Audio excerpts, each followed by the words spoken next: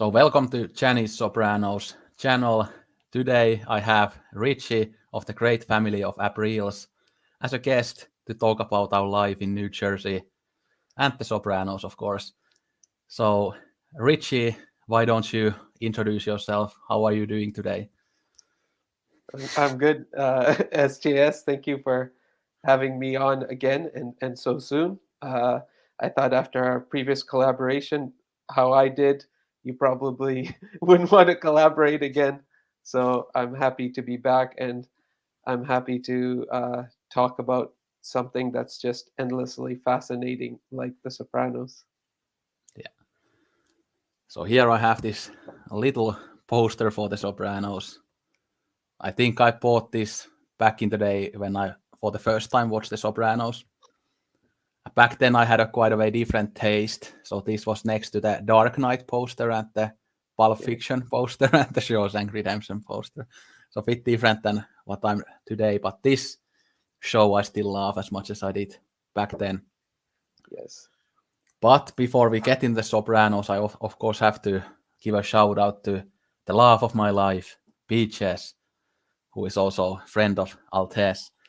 So I have these great books and films here to show my respect to Peaches, my little Pesh, like he or she, whoever you, which pronoun you want to use, but um, these are some of his favorites. So we have Charles Baudelaire's The Flowers of Evil with a Wow. really voluptuous cover. It's as voluptuous as my Peaches. Yeah, Wow. these are some of our favorite poems. Yeah. Then I of course have Jean-Paul Sartre's Nausea with great Salvador Dali painting in the front. Very Oof. interesting novel, and of course Sartre is also mentioned in The Sopranos. Yeah, because AJ thinks that God is dead. He has read Ah, some Nietzsche in high yes. school, and then they talk about Sartre and Kierkegaard as well. Fear and Yeah. Trembling. This is the book that Seth and Summer read in the third season of the OC as well. It's the exact same edition as well, this Penguin Classics edition of Wow. Kierkegaard's Fear and Trembling. Yeah. Then this next one is a favorite novel of mine, and I know Peaches loves it too. It's James Baldwin's Giovanni's Room. Yeah, Wow. very, very great novel. I would recommend this to everybody. Very short read. And then, of course, Taylor told me that you went to David Hume's archives in Edinburgh. Even I was impressed. So David Hume's an inquiry into human understanding, or concerning human understanding, sorry. So I had to just show David Hume due to the OC. Wow. I haven't read a single one of those, so Yeah, I haven't read all of them either. So this one I read this year. So it's Balzac's Pierre Goriot. This one I also talked about in one of my SGS Talks art videos, but this is one of Peach's favorites. And of course, as Peaches is French, he really loves this stuff. And this is both, uh, again, shout out to Peaches, but also shout out to the Sopranos, as it is Gustave Flaubert's Sentimental Education, and one of the episodes in the fifth season of the OC is called Sentimental Education, when Carmela is yeah, with that's that right. teacher from the school who loves Yeah, Flaubert. yeah, that's right. That's right. And again, this book kind of reminds me of my relationship with Peaches, as this is about a young guy falling in love with an older woman. So it's kind of like me, Yeah. how infatuated I'm with Peaches. Yeah, je t'aime Peaches. And then this Madame Bovary with this Yes, beautiful which is also cover. very important in the show. Yeah, That's a both into the beautiful OC and addition. in the opera. Yeah, this is the Penguin Clothbound. Yeah, This those actually, are really nice. in terms of the color, this actually looks kind of like my new channel background, Yes, it as it actually has does. Yeah, purple and pink. So yeah. Then you have the final, beautiful colors. Yep, go ahead. yeah. Then the final book, and then a few films. This is Albert Camus with The Plague, The Fall, Exile, and the Kingdom. So one of these Everyman's library editions. Wow. Yeah, So you mentioned that some of these they're Tony's favorite books, right? Yeah, at least some Which of is them. amazing because I'm like sitting there thinking, I haven't even read any of these. Yeah, And for something to be a favorite means not only have you read it, but you have engaged with it to a certain level that it becomes your favorite. So yeah, shout out, shout out to Tony Peaches. Come join this discussion of ours. Why don't you already, huh? Come join this thing of ours. So that's yeah. for you, Tony Peaches. Richie slash Altes will be our best man when I remarry Peaches. So yeah, you are honorary guest when we get married and go to the honeymoon in Florence, like we have planned. That's an But amazing honeymoon. yeah, yeah, but this is one of his absolute favorite films. It's Jacques Demy's The Young Girls of Rochefort from the Criterion box set. So, See, I haven't watched there. It's like I got up to Umbrellas and then I haven't watched past Umbrellas. yeah. Well, Umbrellas is my favorite, but this is the favorite of Peaches. But I love this too. What's your favorite from that set? Umbrellas of Cherbourg. That's your favorite, yeah. Yeah. But then me and Peaches are both huge fans of Eric Romer. So these are the comedies and proverbs. Yeah. And this has Full Moon in Paris, which Peaches just reviewed on Letterboxd. He wrote a voluptuously beautiful review about the film. So yeah, he's a genius writer. So I will watch that film and then read his review. yeah. Then of course Godard's Vivre sa vie, which is a big favorite both of mine and Peaches. Huge classic. That's been on my wish list for a while to watch, and I Yeah. still haven't gotten around to it. Yeah, now obviously in the UK, it's both available on BFI and on Criterion. So yeah. I mean, I think the Criterion has a bit of a nicer cover art than the BFI. But yeah. But I think the BFI actually has more special features than the Criterion. So Oh, really? Okay. yeah, but then the other Arrow Godard film La Chinoise, which is also one of my favorites and also one of the favorites of Peaches, My Little Bash.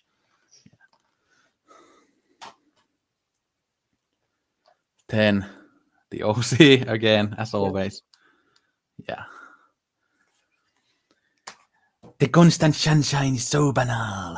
Look at them down there, so clean, so passionless. Yeah. Then, Oh yeah, please finish it. yeah, one final shout out to the departed, as always. Oh, I have something to related to this. Uh, Okay. when we start our discussion.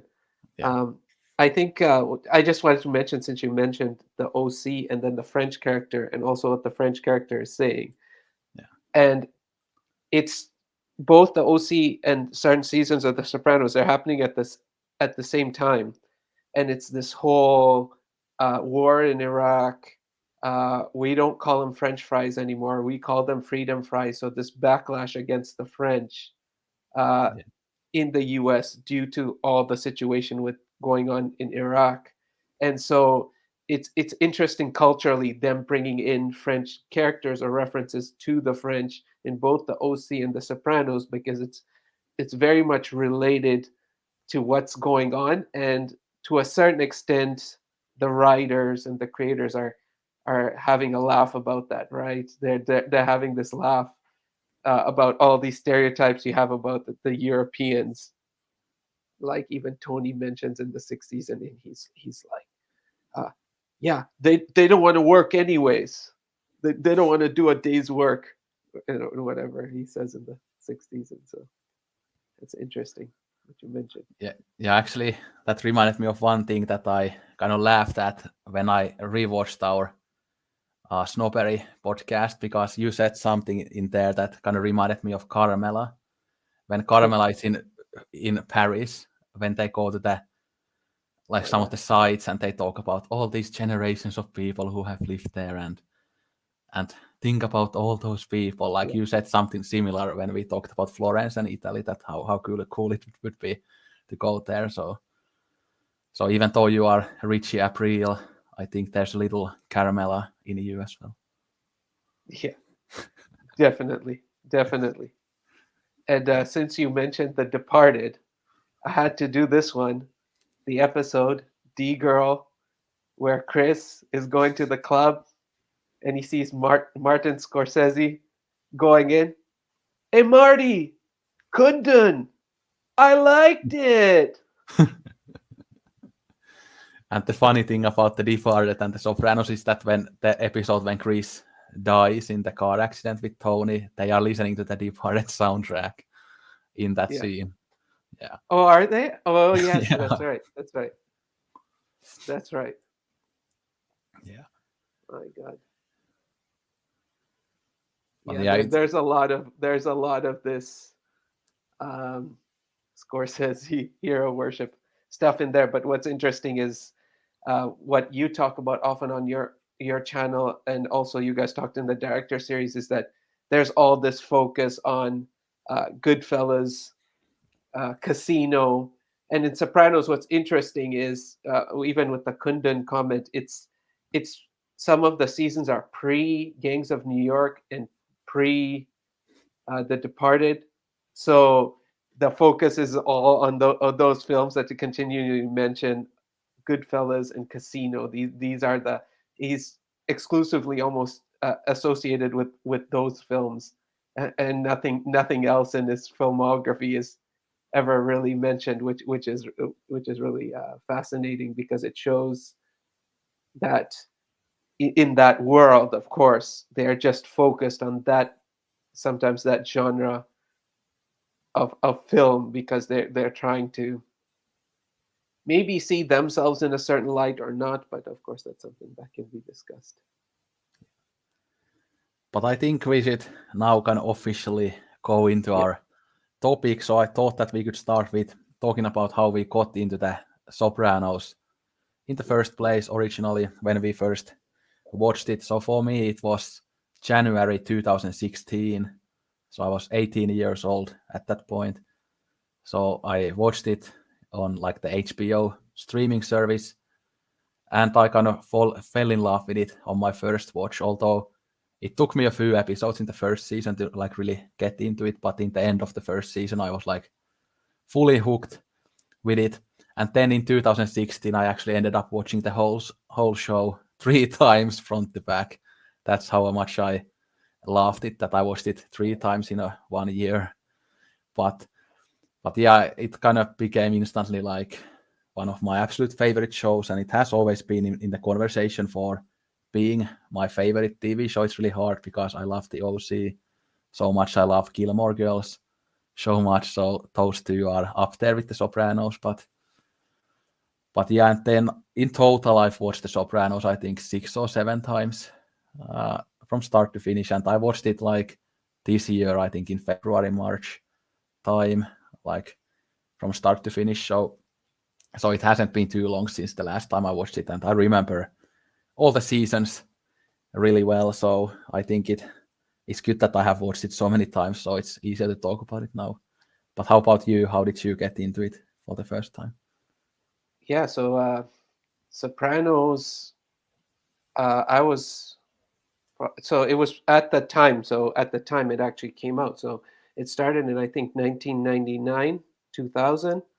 I was about 20, and I'm in Canada, so we of course we didn't have HBO, but there was it would one day I was just going through the channels, and I see the scene where he's sitting there with Melfi, and I'm watching this, and I'm like, what is this show?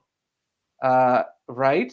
This mobster in therapy, like you've never seen anything like it. So I was immediately just mesmerized by the show, and of course, I would have to watch it as it released, one episode at a time. So you'd go back to that channel, but the difficulty was is that, like I said, I lived at home, and at that time I didn't have a TV in my own room and all this kind of stuff. So very much, I my life is similar to The Sopranos in the sense that, in a, when you turn 20 and stuff, you don't go away for college. You go to college and you're pretty much living at home. I didn't have a TV in my room, so I had to be careful because I'd be watching it sometimes, and if my dad came down and said, "What are you watching?" Especially the bada bing scenes and all that. Like, what is this garbage you're watching? So it was that. So every now and then, so you wouldn't even catch it continually. It's whenever it was on. And then when it started releasing in DVDs, like previous seasons, then I would rent it from the video store. And so, I was kind of catching up. So I didn't watch it like all the way through, then all the way through again. It's like I watched it. And then when I got the DVDs, I was watching it up to, I think, season 4. Then it went back to current. Then I was watching some of the current. But it was only later with my wife that I rewatched the whole thing. So even season 6, I had actually never seen the second part of season 6, never knew how it ended. And then we rewatched it. So I think this is the second time I'm rewatching it completely from beginning to end. But what's also interesting is because you're mentioning shows that were all going on at the same time, like Sopranos, Gilmore Girls, OC, and as I embarrassingly admitted my bias at that age, I was like, Sopranos is great. This is what's great because this is intellectual, and even some professors were discussing it in classes.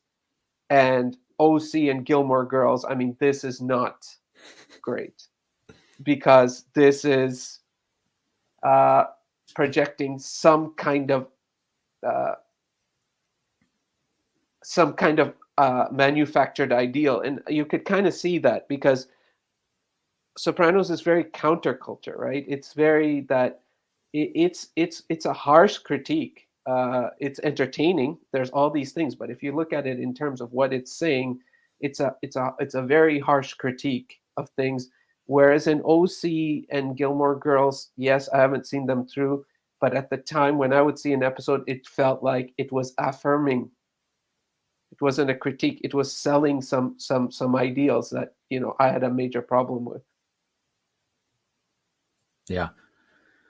And I could also mention that I remember as a kid that the Sopranos was on TV all the time, but I didn't have any clue what it was about.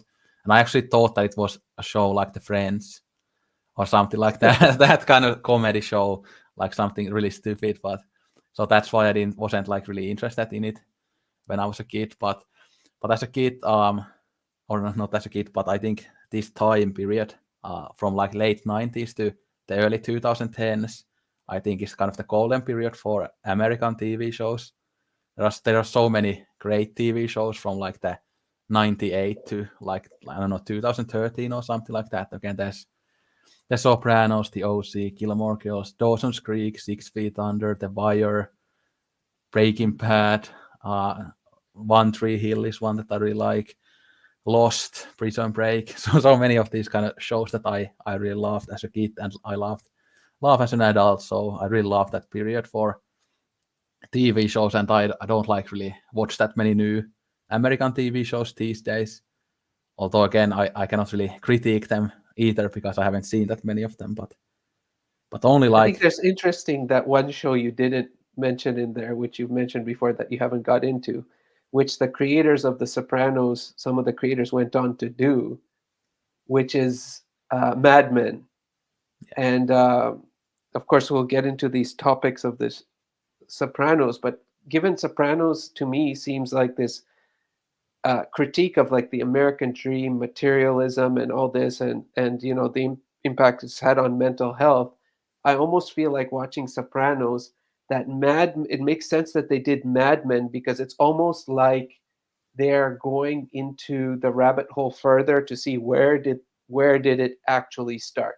Some of these things that we see, even um, all this stuff about consumerism and advertising and all that, which films they're including films in that as well. Where did it kind of start? So I just thought in that list, Mad Men should be mentioned there too, up to 2010, because I think that's a quite important show myself. So yeah, just thought I'd mention it. yeah, yeah.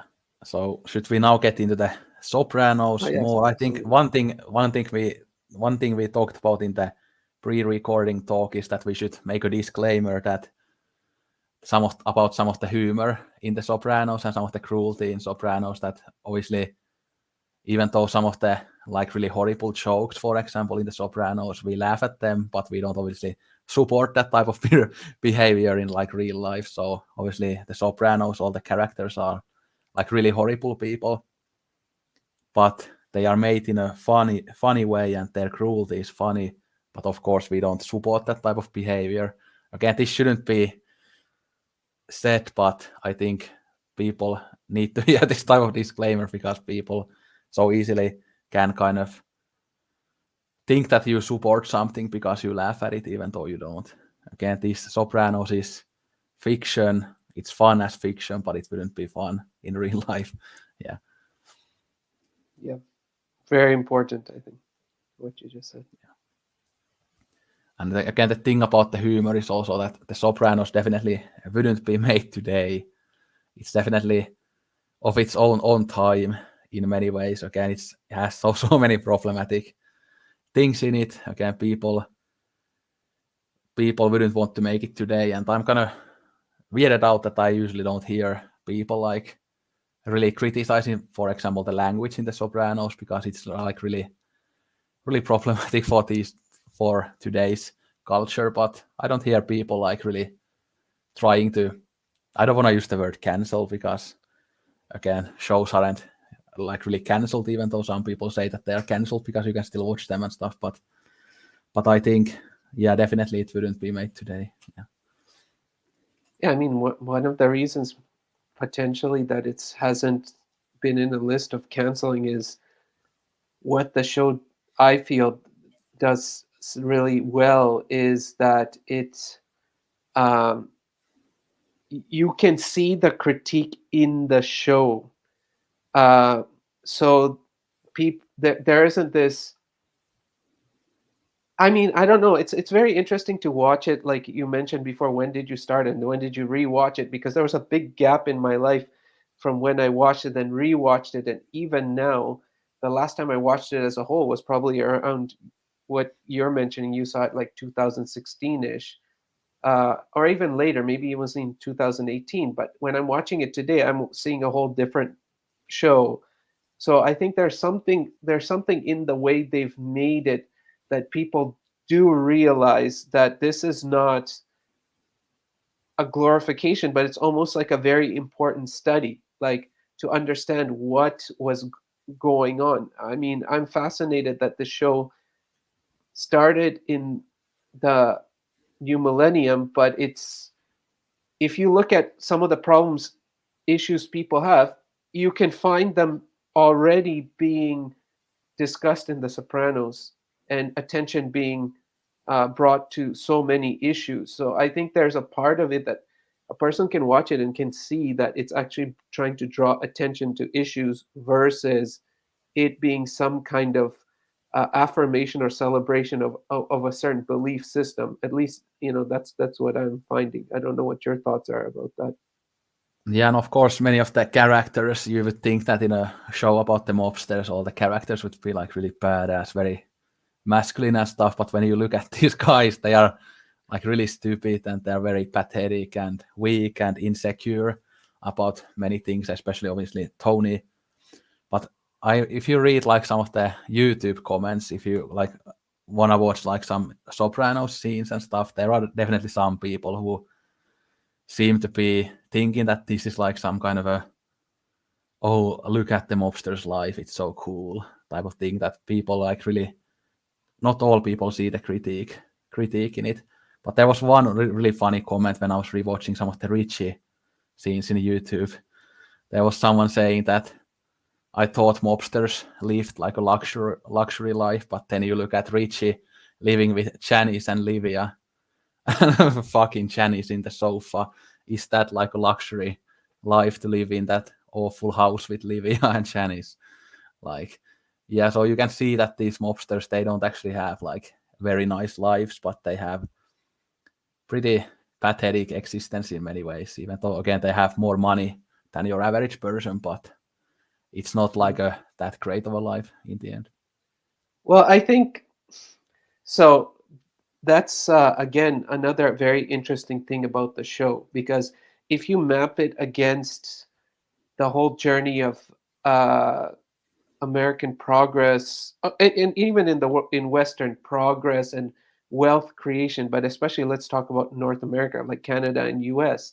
So you see that this is kind of, we're entering at a point where it's late stage. So the things, you know, the good times are sort of gone.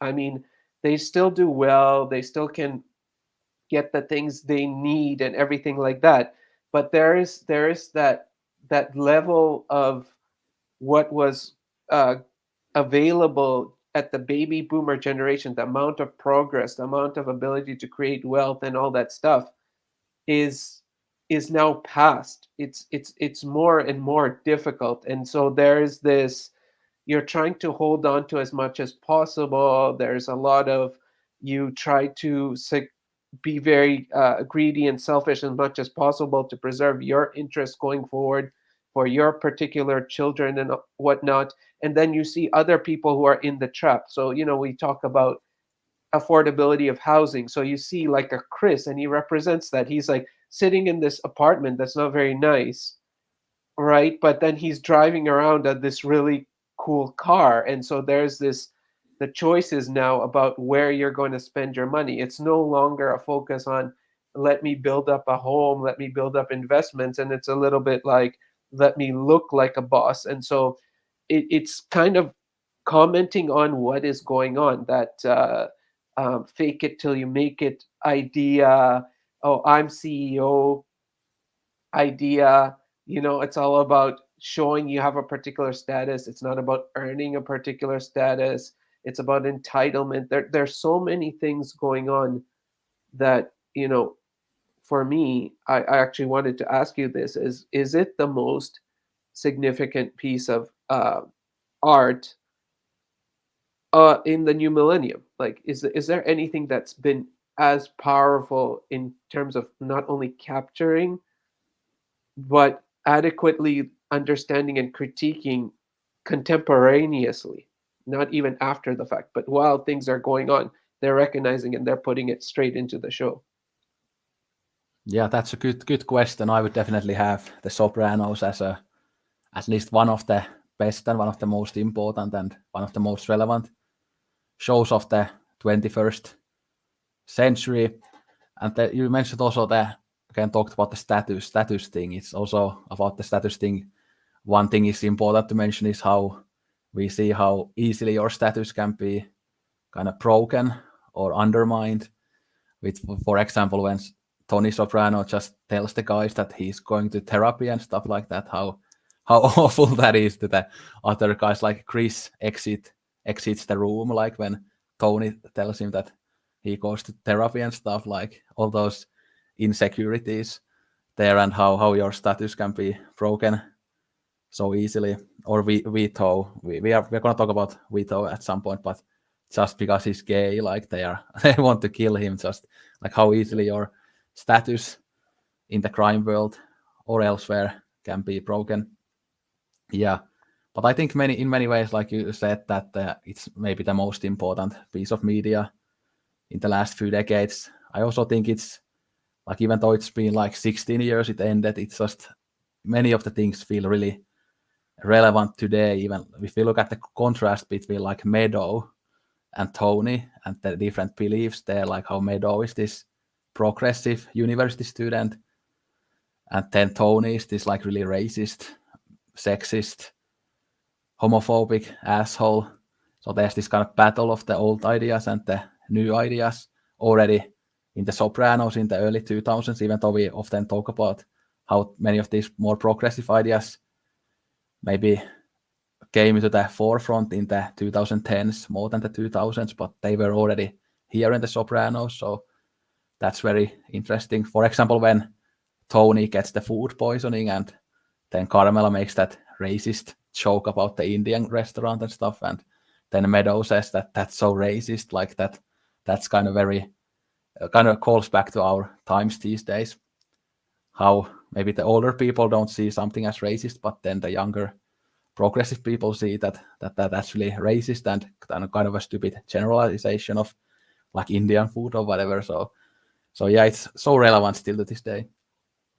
Yeah, and what's interesting about that dynamic is they don't give anyone the upper hand. So they don't turn around and write Meadows' character in a way where she has the upper hand. So that, oh, with her wokeness, at that time, the term, we didn't even use the term woke, but that wokeness that she's exuding is also a bit hypocritical as well. They don't put her on a higher level because she's spouting these wisdoms that, oh, this is racist and this is this and this is that, because at the end of the day she is more like a liberal, what is critiqued as a liberal elite, right? She has the best of everything and then she's going around acting like she's saving the world. But when it actually comes down to it, she only cares about her comforts, right? She wouldn't do it to the she's not willing to die, not die, not willing to live by these principles to the extent of also stopping the gravy train. So that is also an interesting dynamic, because you have this elitist group that is going to elitist colleges, very liberal colleges, having very liberal points of view, but the reason they got there, they don't want to fully acknowledge why they actually ended up there. That it was built on deprival, it was built on all that. So people had to act selfishly, people had to act in those cruel ways, and had to basically not think of others to help them get there, and then they turn around and there is this uh, you would say almost patronizing, oh well, that's racist, and oh, look at these people and look at how they're being treated, and it's kind of a something without teeth. It's a lot of words, but how is it going to translate in actions? Because when you see her learn about the law, what does she start doing near the end of the show? She starts now using that to protect her dad. Oh well, you're violating my dad's rights. Oh, you're trying to embarrass him. She's obviously not sitting there and thinking, well, they may have a legitimate reason to do that because my dad is actually someone who's part of a criminal organization. So it shows very nicely how the elites then go back and then they professional create that professional distance and then protect the very things for a profit, the same things that they know to be wrong. So it's fascinating, I think, in that regard. Yeah, and doesn't she get the like internship in the end to like a private law firm on New York, that 6-figure salary to start with and stuff like that. So that kind of shows the hypocrisy as well when she starts with helping these poor people, but then she goes to like a private law firm to make money and saving rich people. So yeah, and then And that's yeah. Sorry, go ahead. No, please continue. yeah, I was just gonna mention that AJ is a bit similar because he talks about like environmentalism and stuff, but does he actually do anything about it? He drives this expensive car and eats these like meat heavy Italian foods every day, and but he says that, oh, it's bad for the environment. I care about the environment. Or in the end, when he starts to care about the wars in Middle East and stuff like that, again, it's just considering what type of a character he has been through the whole show, it's pretty ridiculous.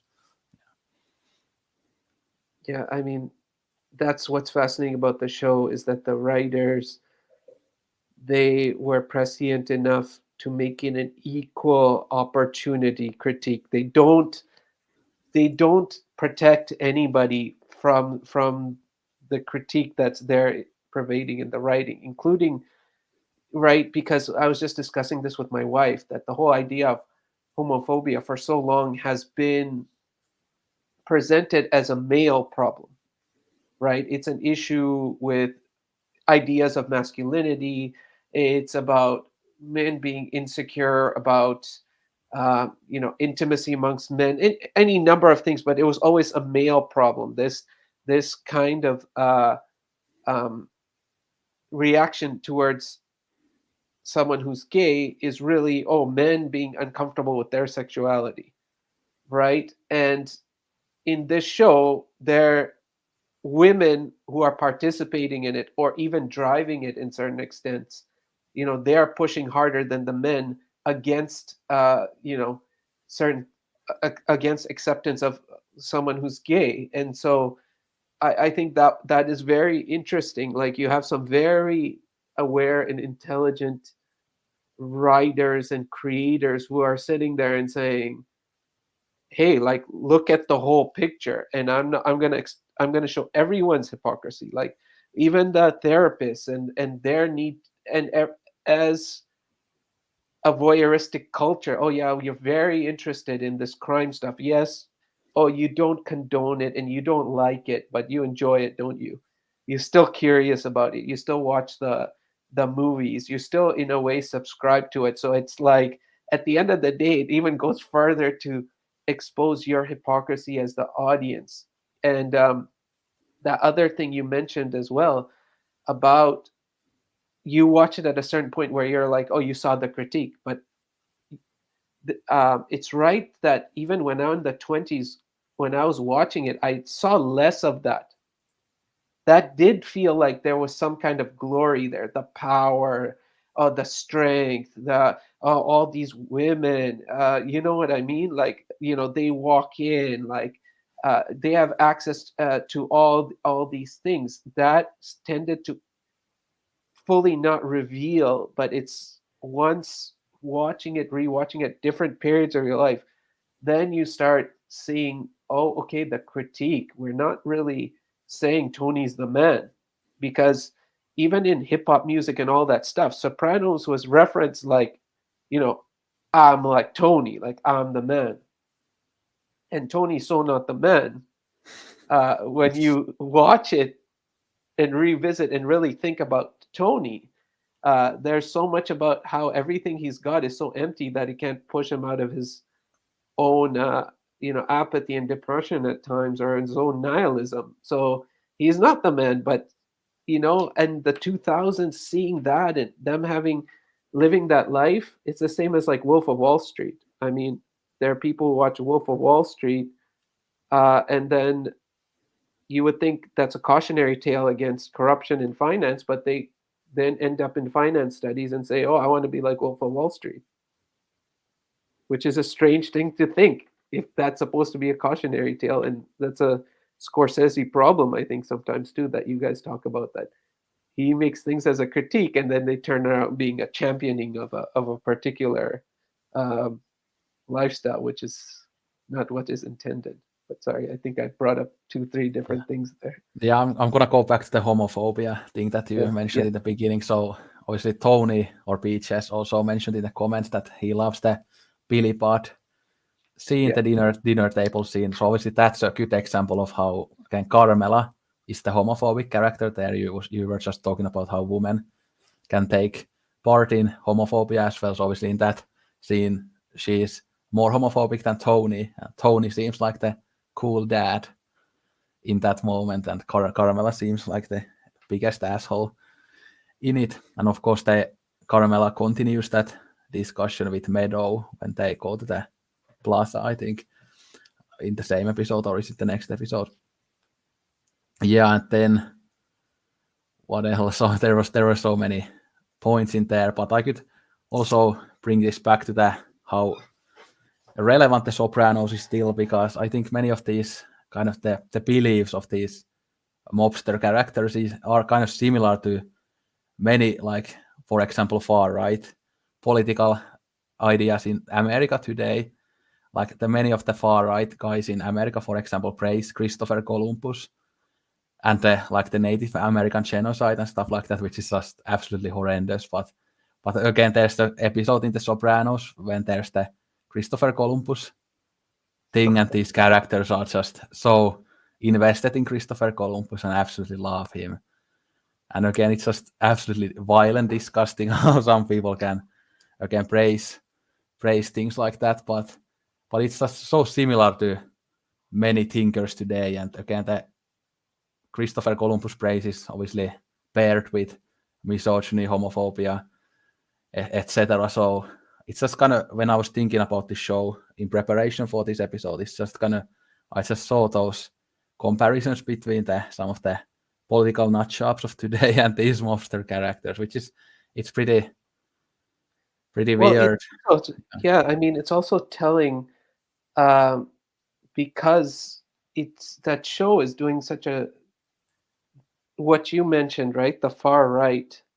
And that show is showing that it's not the far right you should worry about because you know they're there.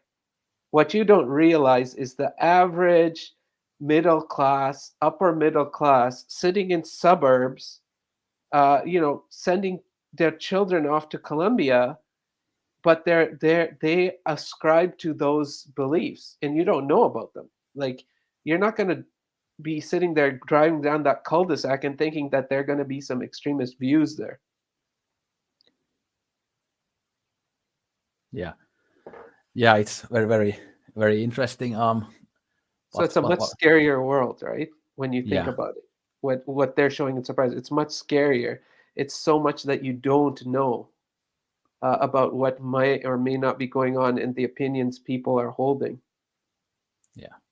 No, I mean, it says a lot when Donald Trump gets dozens of millions of votes, so you can kind of see it in real life too, how there are so many of these quote-unquote average people who believe in this stuff too. But yeah, should we move on to different topics now, because there are so many topics?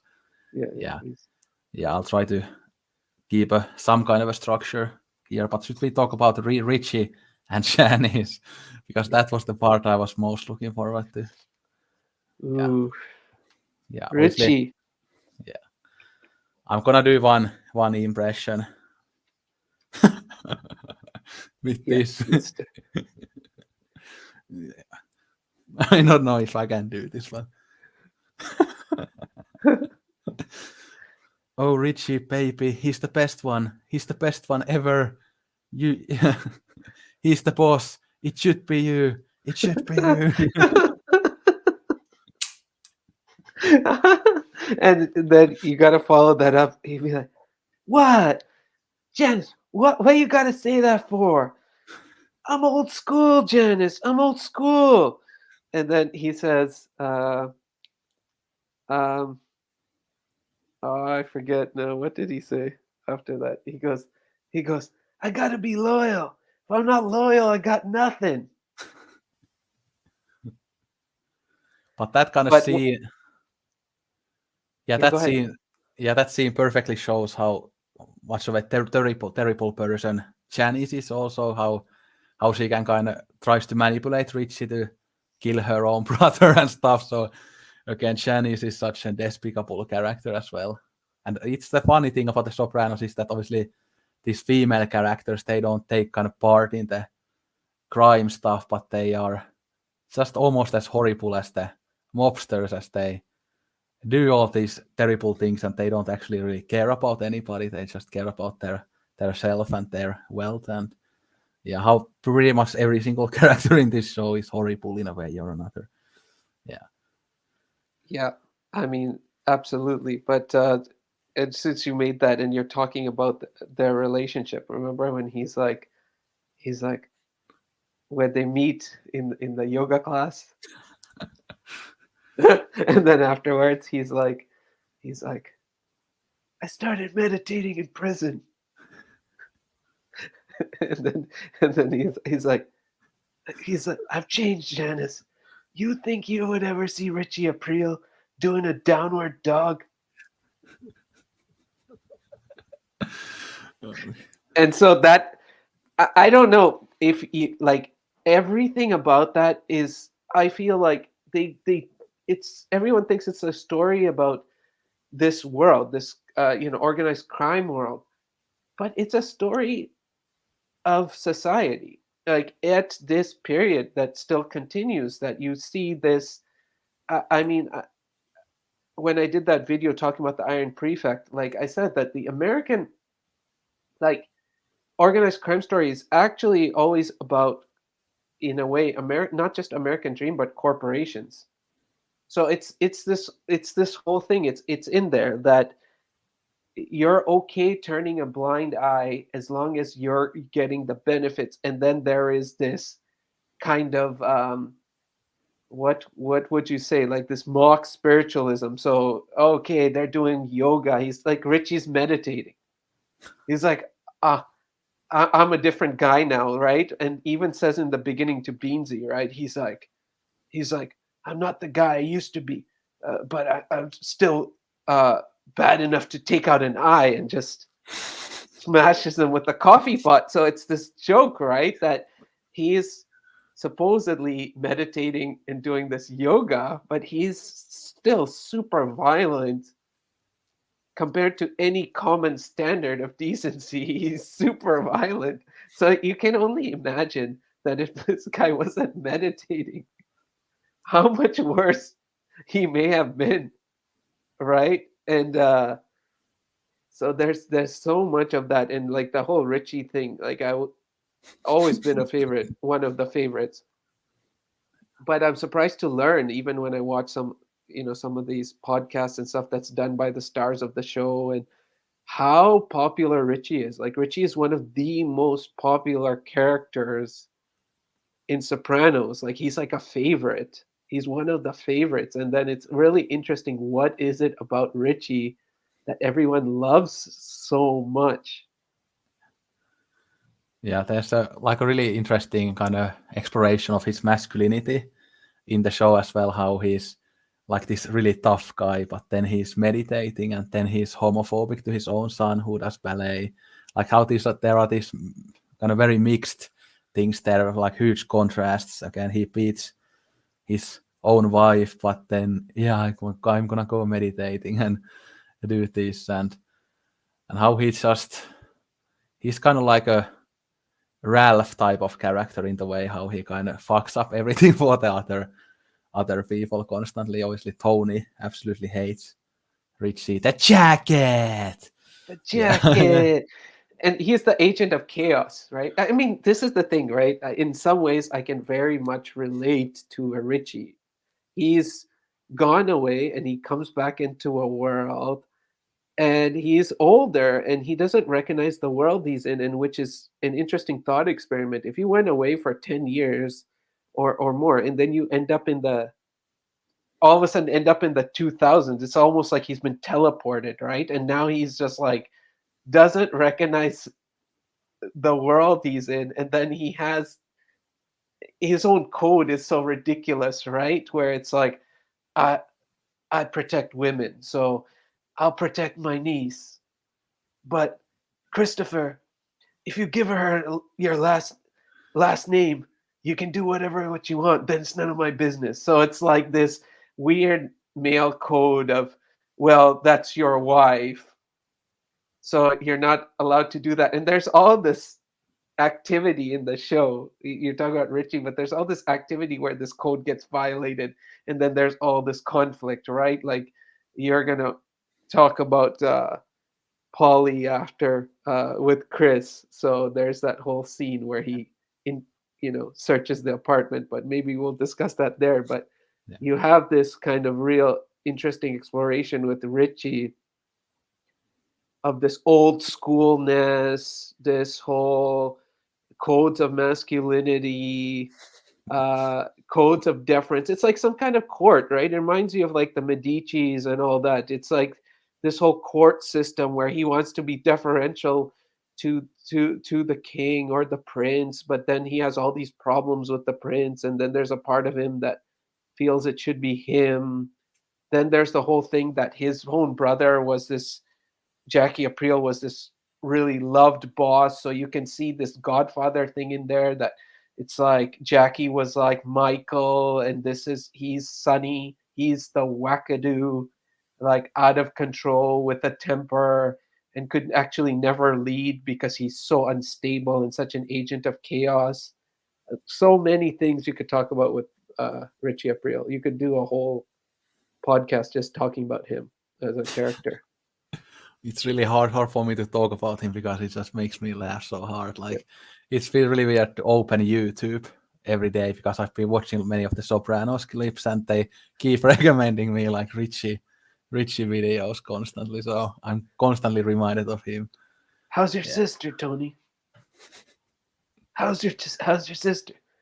Parvati, not Janice. Why aren't you You're wearing the Parvati jacket? now. Your name Parvati now.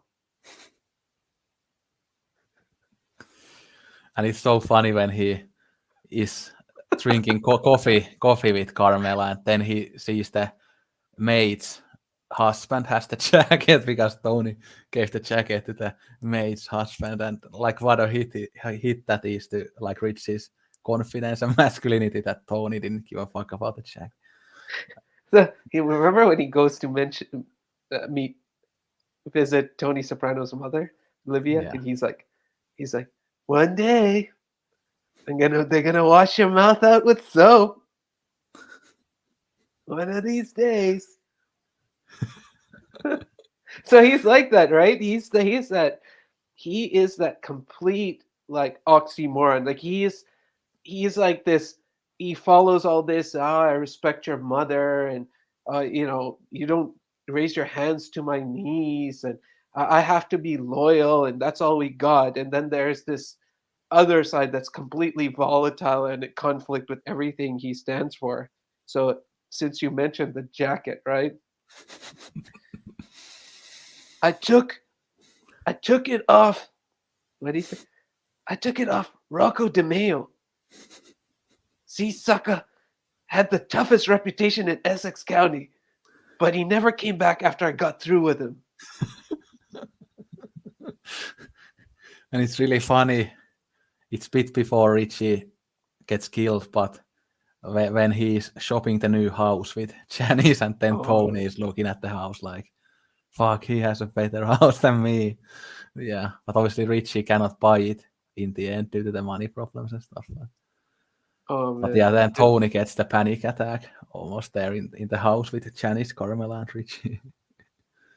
And then Richie even once said, like the Tao says, you gotta shut one door before another one can open. So there's that his spirituality, his newfound spirituality, combined with this like his ultra violence. Or this one where he's like to Beansy, he's like, sucking up to Tony Soprano has done wonders for you. I go away for a while, and you're a tough guy. And what a couple like Janice and Richie are like, oh fucking hell. Yeah, in some ways they mirror the whole Chris and Adriana too, right? Super toxic couple, right? We know they were together before and it was a problem, and now they're in even bigger problem, right? Because they're both agents of chaos in Tony's life and combined. So it's like it's some kind of super team, right? And that's where the threat goes to max level, even for Tony. How I can't. It's hard enough with this guy over here and her over there, but them together again. I mean, how are you supposed to manage that combination? And yet you have to regularly have them over for Sunday dinner, and you have to do these family things with them, and it's crazy, right? Yeah, then after this scene, when Livia comes from the upstairs and says, Oh my god. Are you smoking marijuana?" Whatever is it. Oh my god. Yeah. She comes down in that she has that thing, right? Yeah. Because she can't come down the stairs, so she has that chair. And she's slowly coming down the you hear the rail, and she's coming down in her chair. Oh my god. I gave everything to my children on a silver platter. He was a saint. Johnny was a saint. Yeah, Johnny was a saint, yeah. Johnny was a saint. Oh my god. And the thing when Richie gets so hurt when he hears from Janice that Tony has said that I don't want my children around Richie. Like Richie gets really hurt, even though at that point Richie and Tony kind of hated each other, but he was so hurt about that. So it's kind of weird how Richie, it seems to be that he's constantly fighting against Tony, but then he very easily gets hurt when Tony does something to him. Like it's like he kind of wants acceptance from Tony, even though at the same time he hates Tony. So their kind of relationship has a very interesting dynamic as well. Yeah, and that's the whole that's a conflict, like you're saying. So many of these dynamics, right, where they're in this world where they, oh, don't cry, oh, don't show vulnerabilities, oh, we're so tough, we're so much tougher than the people of this generation and all that stuff, and yet they're so sensitive, right? They're so easily hurt by the slightest slight, right? By Tony or someone else. And often there's like this overreaction, right? So there's this, obviously, that's a major, I mean, that show does toxic masculinity so well, Yeah. right? Because it just shows all these dynamics, this whole, oh, we're soldiers and here this is the general, and then yet at the same time there's this constant one-upmanship with the general. Then there's also the whole resentment of any decision made by the general and undercutting. And yeah, it's just yeah, it's fascinating to watch that in play. And then it's like you can see experiences of your own life. You can see certain people. Yeah, they're not as crazy as Richie, but you can see these characters, a Richie, a Ralph. Like you know, it's like you've met people like that, haven't you? Like I know for sure that, for example, Ralph. There's one guy I was like good friends with, and I was like, he even at the time he was. I was like, this guy's Ralph Cifaretto, essentially. Like, I think that's a good segue into talking about Ralph, actually, because I think it makes sense to talk about Richie and then Ralph because they are kind of similar in a way. Ralph is even like a crazier version of Richie, but and can you choose if someone said Richie or Ralph? SJS, Richie or Ralph? You must choose one. Do you think you could choose one? yeah, easily Ralph is my favorite character in the show. So along with Tony, so I would choose Ralph any day of the week because the period from like the mid third season to the mid fourth season that has lots of Ralph, like that's my favorite period in the whole show. I just absolutely love all that stuff. I have come to reclaim Rome for my people. What? Did I hit you with some shrapnel? That's my favorite scene of his, where he's cutting his toenails in bed with Janice, and then she goes like this, and he goes, "What? Did I hit you with some shrapnel?" It's funny when Janice like pushes him out of the stairs. And Oh man. So that's the other thing, how they all find Janice, yeah. right? And then you wonder, is it just this constant strategy, like just the boss's sister, Yeah, it's fun. It's right? fun. Yeah, but I think Ralph and Janice are like perfect for each other because they're both so fucked up in the head. That Really? yeah, That's interesting. I think she was like no good for him. Like I almost felt like Richie and her deserved each other, yeah, but Ralph is weird because you're right. And if I had to pick two, I would also say Ralph, because Ralph is like there's a some you can there's some kind of empathy you have with him. He's a complete nutcase, but there's an empathetic quality. First, you learn about his mother, and then he's kind of like a flip side of Tony, right? He also coming from like serious issues with his mother, and so and then there's such a sensitive side that Ralph is capable of showing at times, that you're like, okay, I don't dislike you. It's not that okay, I dislike Richie, but Richie was kind of this, you know, it's hard to like love Richie. It's kind of like you can laugh and you can see the character he is. But Ralph is like at their moments you feel he is that sad clown, right? You feel his sadness, his overwhelming sadness, right? And then his earnestness too, because he works very hard. He's like the best earner. He works very hard, but he's never ever being recognized because he has a kind of personality that people just can't get along with. Um, as Ralph said to Tony, You, Anthony, you. What did you say? What did you say? Hold her back. Hold her back. You're not going unthanked, my friend.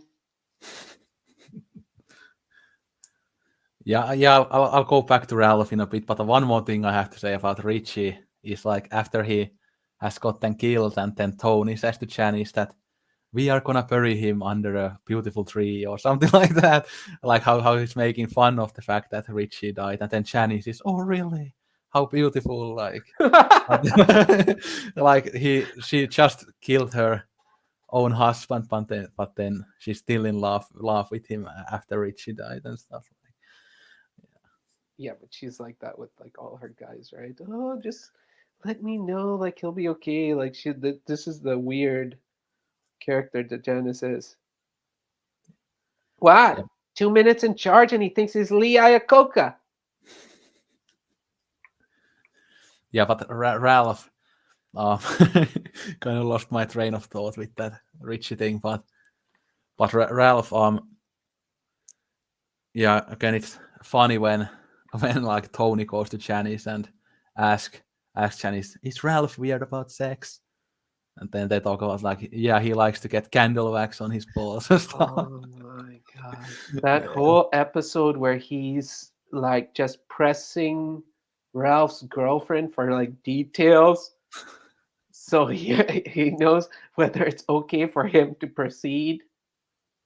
And he's like trying to get details. Oh my god. Tony in that moment. Oh my god. It was so crazy how he's just prying her. So tell me, like what exactly happened? And this plays out again, right? With Christopher and the real estate agent later on, and it's the same thing. Like with their women, it's like, oh, you have to know exactly what you did with the other guy, whether it's okay for me to. Yeah. Um. Yeah, it's yeah, but with Ralph, it's like to me he's at the same time kind of the smartest character in the show, Yes. but maybe the most evil, but also the most funny. So it's kind of interesting how there are all of these different sides of him, and they are all like the best thing in the show. Yeah, but one of my favorite things was I mean, you kind of quoted this stuff already, but the Pio my stuff, the horror stuff, like when they go to the horse track and Tony is absolutely in love with Pyomai, but then obviously Ralph kills Pyomai, or at least that is at least what we think, and then Tony gets so hurt because a horse has died, and then he kills Ralph. Like he doesn't really give a fuck about any humans, but then when a horse dies, then he gets angry. And there's this funny scene with Chris's intervention when Adriana says that that Chris killed the dog, and then Tony gets really angry, and Yes. then Paulie says, "What was it barking?" Like that's the Yeah. that's the real reason to kill the dog, that it was barking. Yeah, yeah, it's so funny.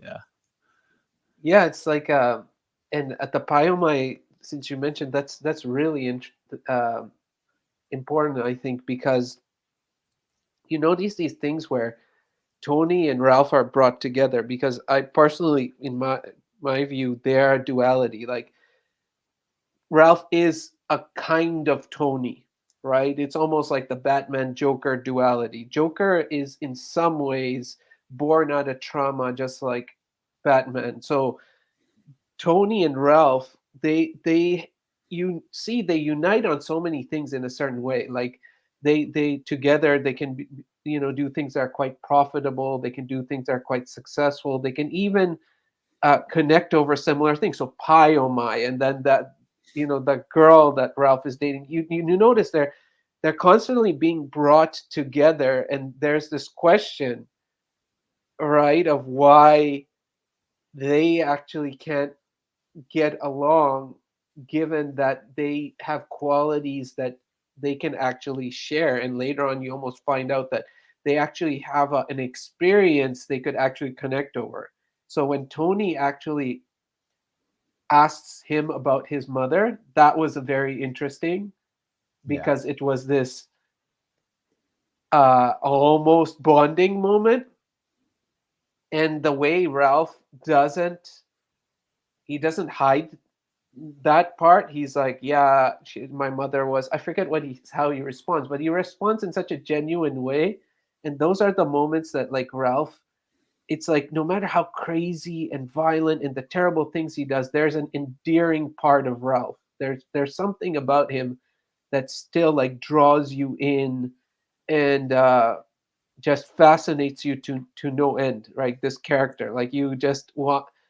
It's always so fascinating to watch Ralph in the different scenes and the different sides, and but then also his own delusions and conflicts. Like he'll be like, gentlemen, what we do in this life gets echoed in eternity. Why was I born handsome instead of rich or something like that? Yeah.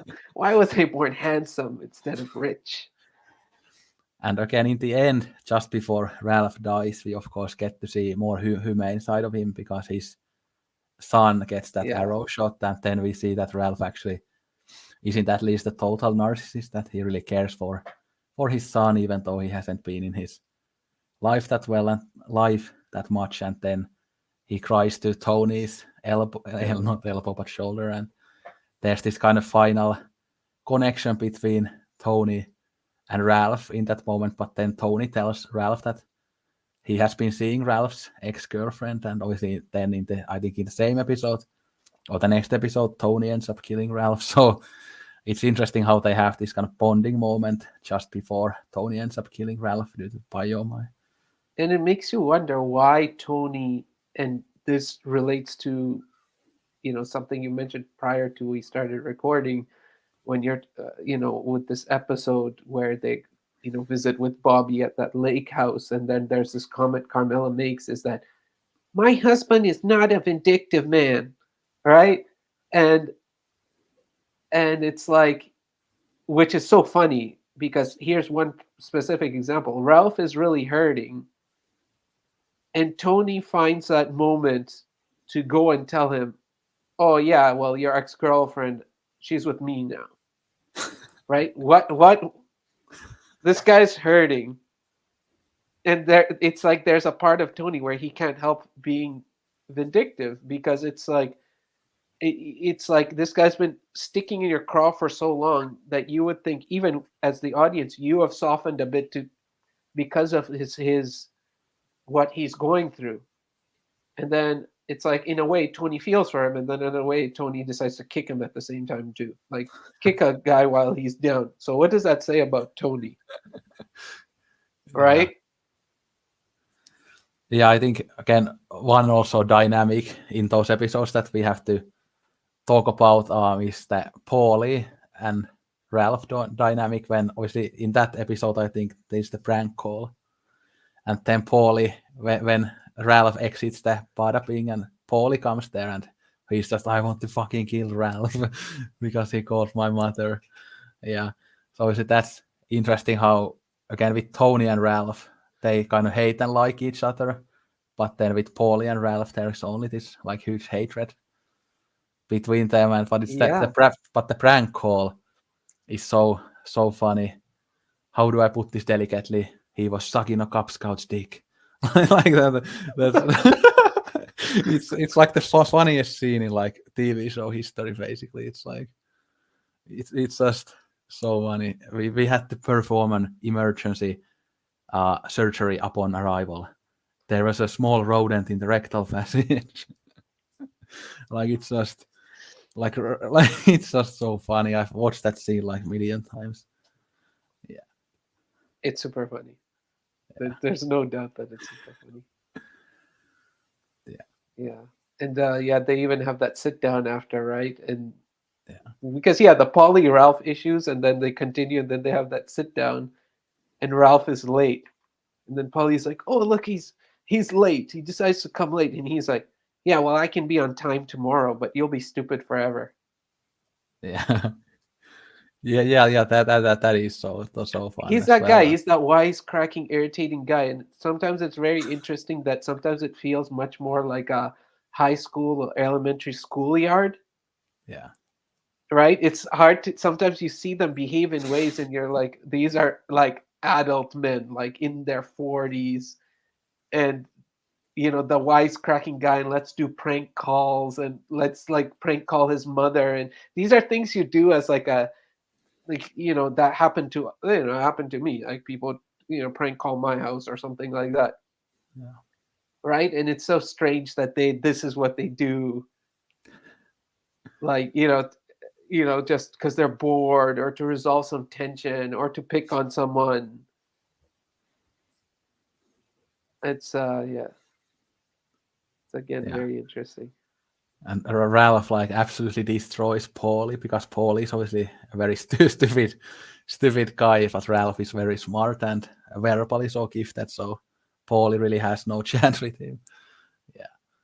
And Polly's a straight narcissist too. I mean, Yeah. that's my thinking. Like some of them also kind of represent different kinds of conditions, and I feel like Polly is straight up narcissist. It's just even with the hair, like the way they style his hair, and oh, everything has to be clean and everything has to be like he shows elements of like narcissism, like a narcissistic personality disorder.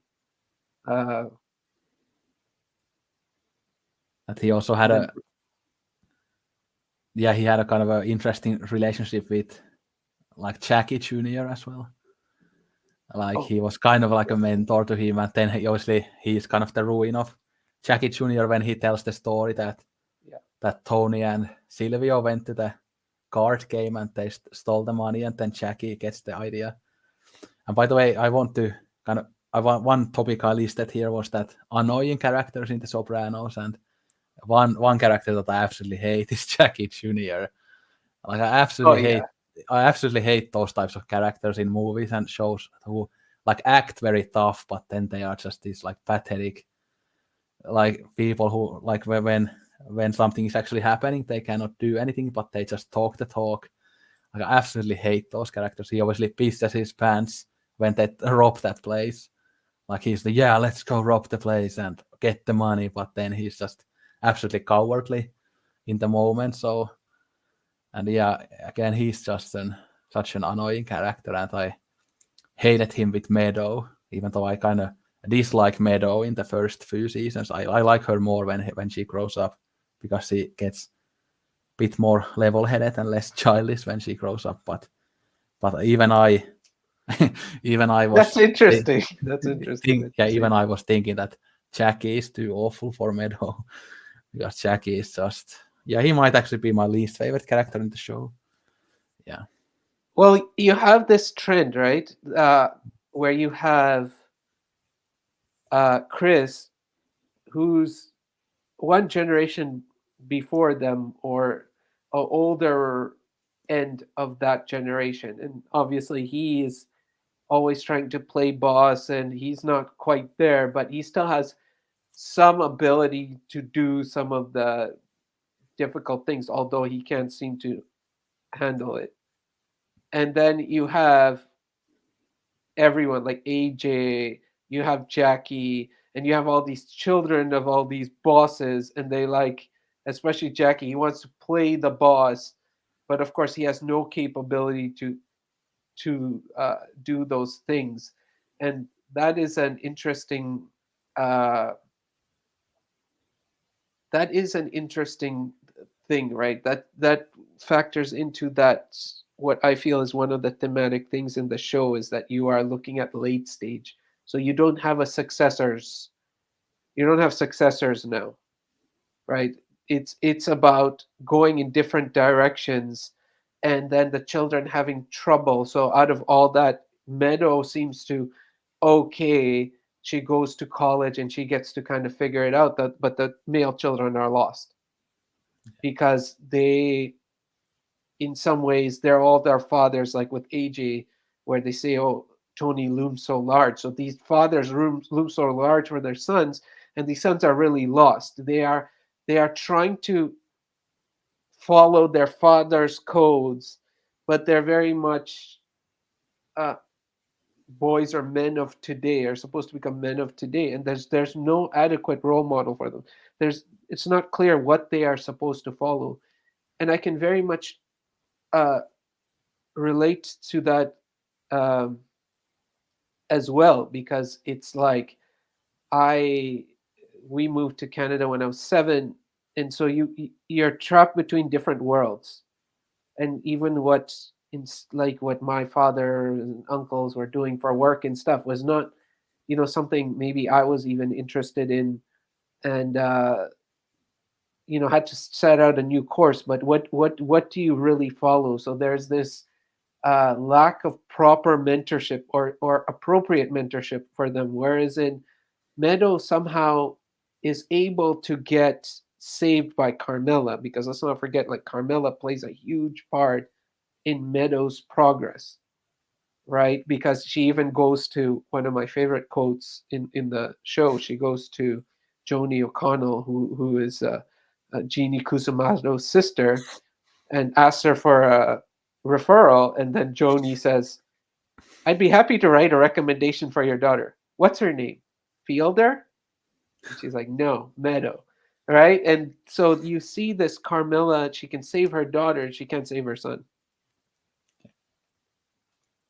And so But that lost, then this is a topic that continues on about the difficulty boys are having in a confusing world. There is this kind of support there for women and girls to progress. I'm not saying ideal, but in that there's no re-education for the boys. The boys are still supposed to follow the same codes. They're still supposed to go hang out at strip clubs and do these, stupid things. So they haven't got any re-education. Whereas in Meadow, it's like she's being set up, chart on a course. Now women can go out and do that thing. You don't have to get married. You go to college. You get culture. You go do this, and it's like that message she can't transfer to AJ because it's a mother-son dynamic, not a father-son dynamic or a mother-daughter dynamic. yeah, but it's very interesting when Richie says to Janice that why can't my son be more like Jackie Jr.? Even though Jackie Jr. isn't very old school or like very tough either, but Richie would have preferred to have Jackie Jr. over the gay Well, ballet he's dancing only saying son. that Yeah, because Jackie Jr. is like very straight, right? Like he's very, yeah, I don't know if he's very straight, but he is acting the part, right? He's following the code, right? yeah. I'm a But then, man, and he's wearing a leather jacket. Don't forget, Jackie Jr. has a leather jacket. Jackie Jr. says that I want to go into male's fashion. I want to design Yes, male clothes and stuff. I yes. don't know if Richie would have liked that. But he was saying suits, men's Yeah, suits, yeah, and yeah. it's like, and he's Or just men's saying that. Like he doesn't have a jackets. plan. Yeah, Yeah. the jacket, Janice. Got off Rocky DeMeo. I also like the style of the jacket. If you see the style of the jacket, it reminds you of the jackets like the Nazis were wearing. So it's a very old style, like really wide lapels and all that. It looks like you could see Himmler like wearing that leather jacket or whatever during World War II. So I think that's a bit of a gag to show how Yeah, old he is. That the jacket yeah, is so like it's so old school, and how he's as irrelevant as the jacket. The jacket is him, right? It's his yeah. pride, it's his machoism, and it's like how irrelevant that is, and no one cares about it. And it's funny, but it's sad too, right? Can you imagine? Like everything is wrapped up in this jacket. It represents so much of his. That's a kind of rosebud thing going on, right? The jacket. It's like the jacket's like symbolizing his whole life, and it's just being discarded. Like he's being discarded. Like he has no. There's no relevance to anything you did. Like no one cares what you did, and that's part of his beef, right? I went to prison. I didn't rat. I'm supposed to come out and I'm supposed to get mine, and it's like yeah, it's like what's mine is not for yours to give, or whatever he says to Tony. But it looks like he almost wants to kill himself when he sees the jacket on the police guys. Of course, yeah, he's just of so course, sad about it. of course, because it's like those are like his hopes and dreams that Yeah. just collapse, right? He thought, oh, I'm gonna get in good the boss's sister. I'm gonna ingratiate myself with Tony. Tony still sees me because one interesting thing is he's the man when he gets arrested, and Tony's just young. So it's like he's that legendary person. So a part of him is expecting Tony to have some kind of deference to him in respect. Yeah, well, remember me. And so that jacket is like, oh yeah, I'm your big brother still. Like, that jacket you loved on me, here, it's yours now. And it's Tony's like, I don't need Yeah, anything. I'm the boss. maybe there's even some like commentary on like consumerism and materialism there, because he just loves this jacket like more than anything, and it means so much to him. But then like the people can go wherever, but the jacket is what is important. The jacket. The jacket. Yeah. And it's the way he got the jacket, right? He took out the toughest guy and took his jacket. Right? It represents the core of who he is and what he is and his strength and his ability and his strength. And then it's like, well, yeah, like I gave it to Salvation Army kind of thing. And then it's oh, how could you do that? It's like a throwing out of things that I believe in don't matter anymore. It's so funny.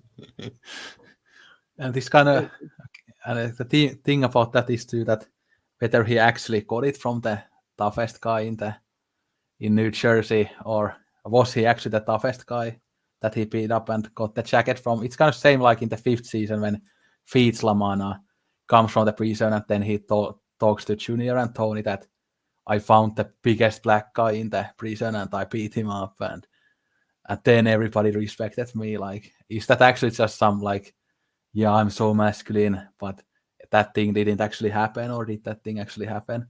Or do these guys just pretend to be so tough, but they actually aren't very tough? So yeah, and that was all the process of their myth making, right? It's yeah, war stories. It's like you create your own myth in that world. You must. I mean, the way they talk or sit around and talk, they're just trying to one up one another. I did this, and well, I did that, and oh, you remember the time this, and you remember the time that, and it's like they live for this. It's just like even Chris and Tony with that whole wine heist, right? yeah, It's like that. yeah, That's yeah. I it. was Like just you thinking just of that. live for this things that in some ways they're like, okay, what's so great about this? But for them, that's how you create your myths and your legend. And oh, we did this and we did that, and we showed them how smart we are and how much stronger we are and how much better we Yeah, are, and it's all that. And then anytime any of that gets fractured in any way, like Ralph being an agent of chaos calling, and then all of a sudden crossing that boundary, oh, the mother, no, you don't go to the mother, oh no, you don't go to the wife, oh no, you don't go to the daughter, right? And so there are all these like agents that are even getting resented for traversing those boundaries, like Angie Bumpancero with her garage. Oh, how dare you now cross worlds? There's supposed to be very separate domestic sphere, women's sphere, male sphere, and all these kinds of things. yeah, yeah. You mentioned that part when again Christopher and Tony go to steal the wine. Like, that's one of my favorite things.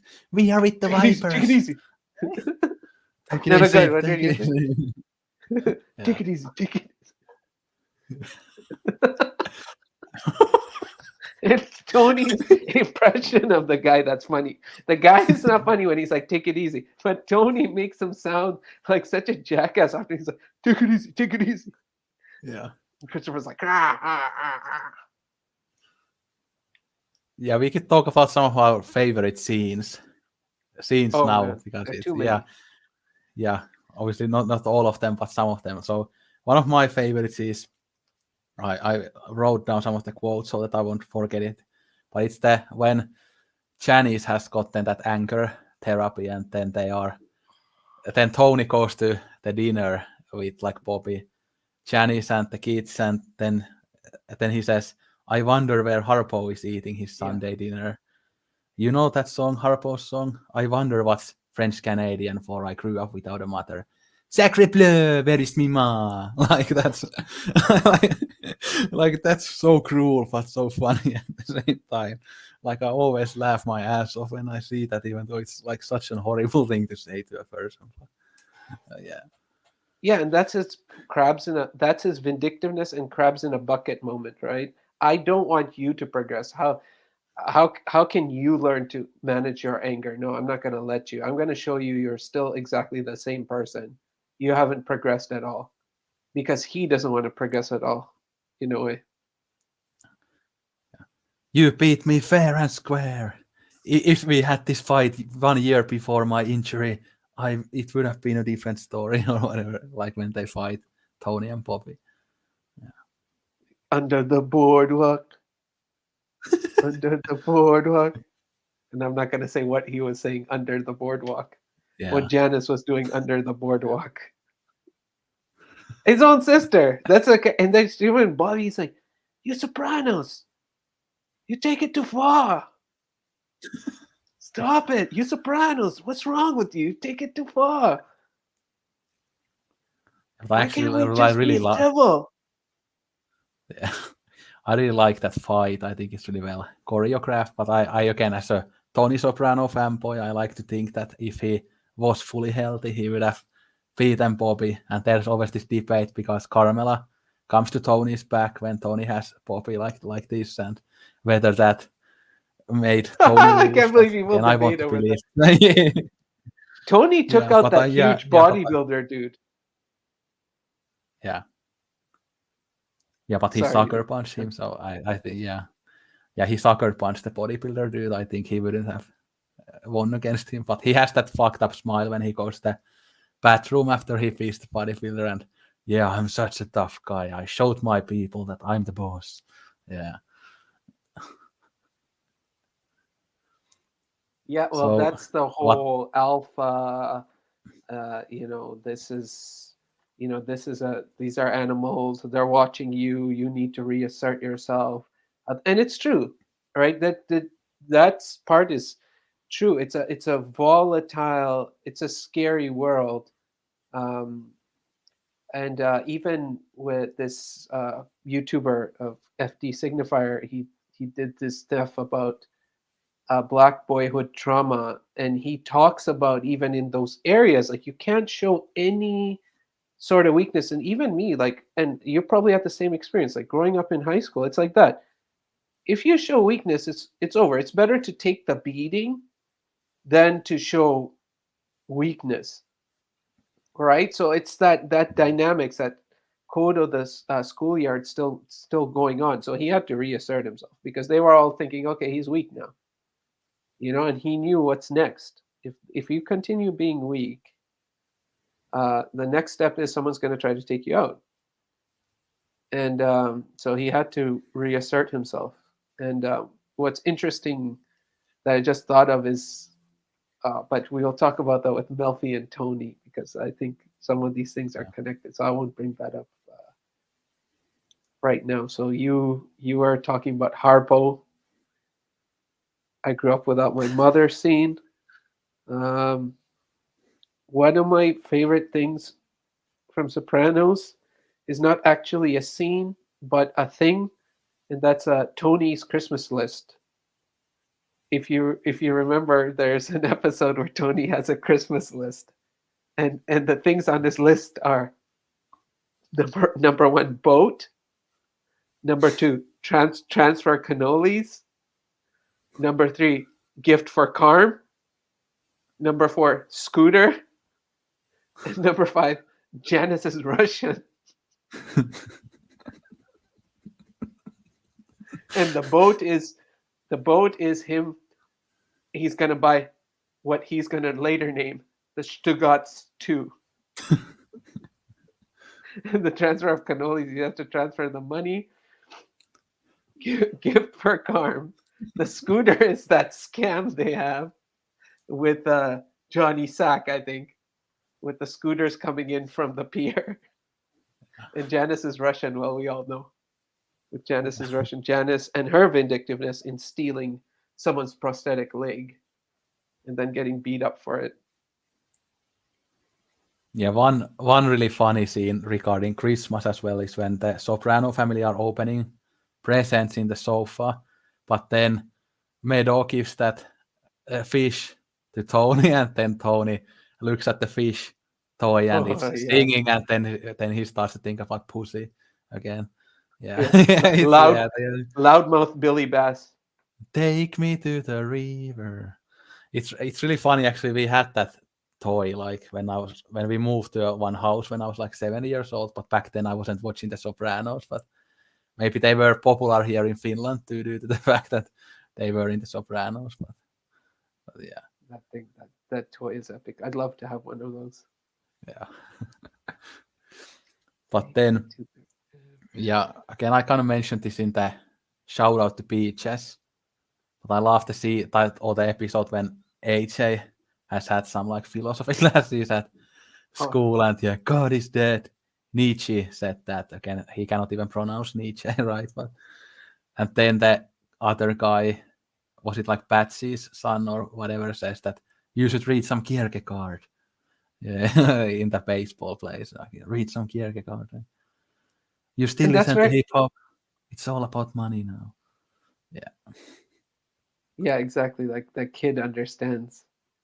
And that is also like a very brilliant scene because I've had that experience as a, like immigrant family. It's like you're encouraged to get an education, but education is seen as a very practical thing. Like you get an education and you get a good job, but there's not this. Well, this education is actually going to introduce you to new ideas. That's actually going to change your perception, and as actually may even take you away from certain ideas that are held so dearly within the community. So it's like I've had that exchange in my life too. So as my sister, it's all of a sudden you say, well, no, in school we learned da da da, and the parents just react, right? Like, what is this nonsense and all this kind of stuff. So what you're supposed to do is you go in your education system and you take what's practical about and then gets you into I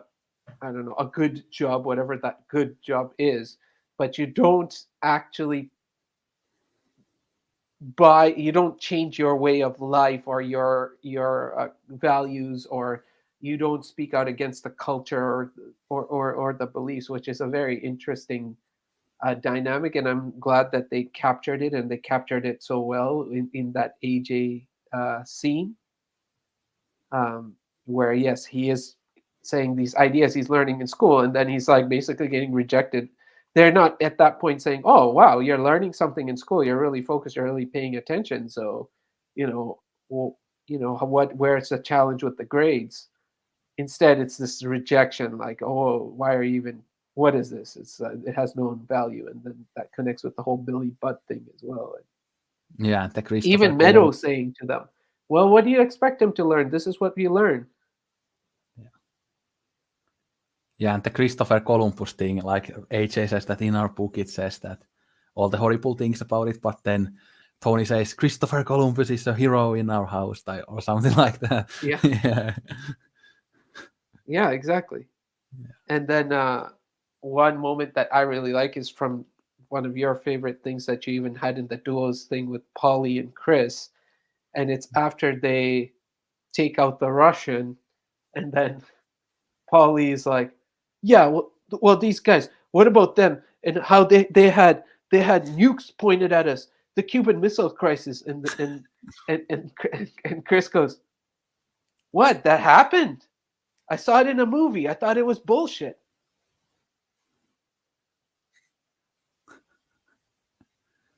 So and that then he whole says thing that about like he was learning interviewed. through. Oh, sorry, go ahead. Yeah, he said that he was an interior decorator, but his house looked like shit. Yeah, yeah, that's Yeah. funny in that part. And then one funny thing is that I know we both like Death Gap, but in Transatlanticism album there is a song called Death of an Interior Decorator. So it always makes me think of the Sopranos and this episode. I That wonder whether episode, yeah. it influenced that song because they came out around the same time actually. So Yeah. yeah, Yeah, and it's the whole thing with Chris representing a generation that's learning about everything through movies. So to the point where he doesn't even know that the Cuban Missile Crisis was an actual thing. He just thinks it's a movie. He thinks it's an event constructed for for a movie, and so he represents that whole everything is about you learn everything about life through a movie, and it's all constructed, and none of it's real, and it's so Chris is also an interesting part. Like I said, he's that older part end of that same generation, which AJ is a younger part. It's all the same generation, but like the different reiterations. And he's the one who wasn't lucky enough to go to school at all, so he doesn't know about Nietzsche at all, and all he's learned about is all through movies and popular movies, essentially. yeah, And then you also have like Tony, and then his love for like historical, like war documentaries, right, on the History Channel, and he just loves learning about all all these generals during war. Rommel, he's watching this thing on Rommel, right? and it's really funny in the Pine Parents episode, like when Paulie loses his shoes, like he has to walk without a shoe on, and like that's kind of shows how pathetic he is as a character. To even though he acts like a tough guy, that he loses his shoe, and it's funny. Like, you really think I would kill you? Yeah, yeah, What about and his then discovery about his lineage, him learning about who his mother is, yeah, and his reaction to that? and then again, it's funny when in that Pine Parents episode when like Bobby has that like like that forest type of like hunting suit or something, and then Tony sees that and he just cracks off laughing, and then Bobby is like, "Fuck this!" Yeah, and apparently in that scene, like the Bobby character was actually wearing like a strap-on dildo or something, and that's why that James Gandolfini was actually laughing in that scene. Like he was really laughing. He wasn't just pretending to laugh, but they actually did that kind of prank on him, and he actually So he genuinely could laughs a actually, lot. oh my god. Yeah, yeah.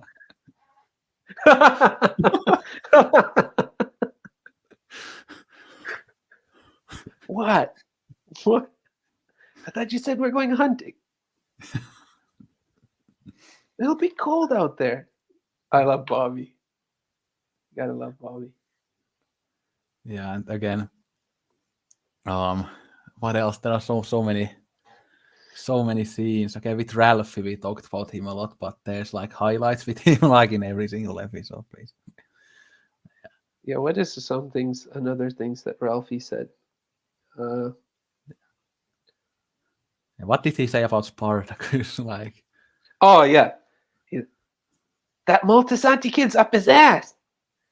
They say this is a great gladiator movie. Look at Kirk Douglas. Hair. They didn't have flat tops in Rome.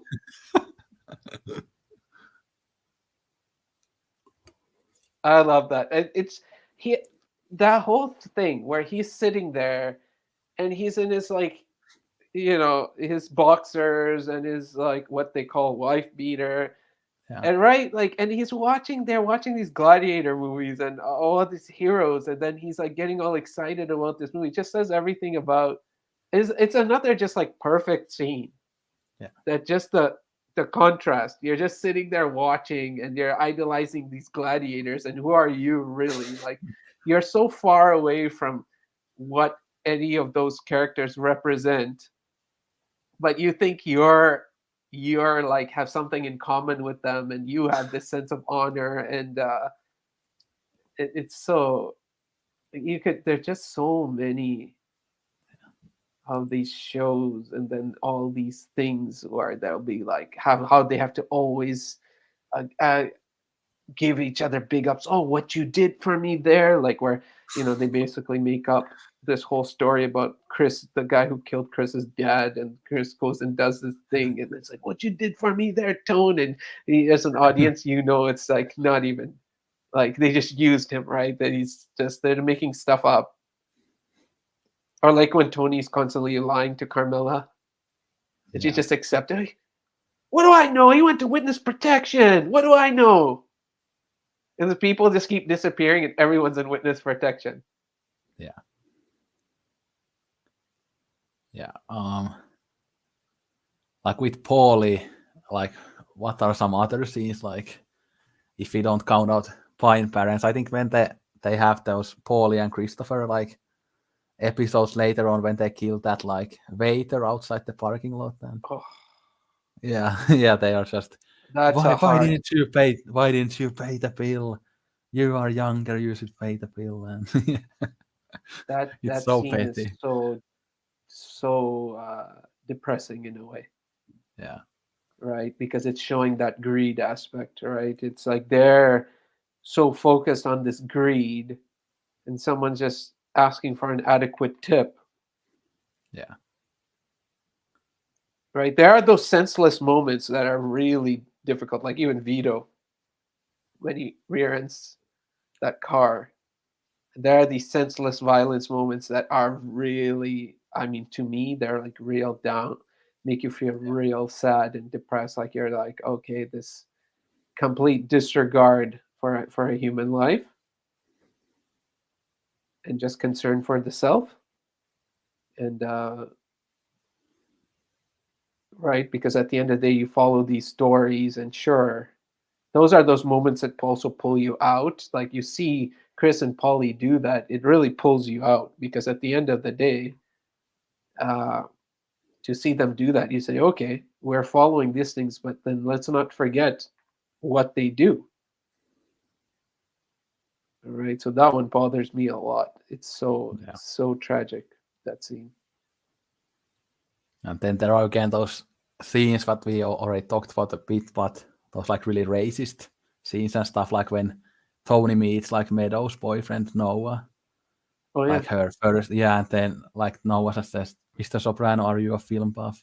And Tony just nods, but then like when they walk to the outside door, when Tony is just making all these horrible comments to him, like it's just Yeah. so awful.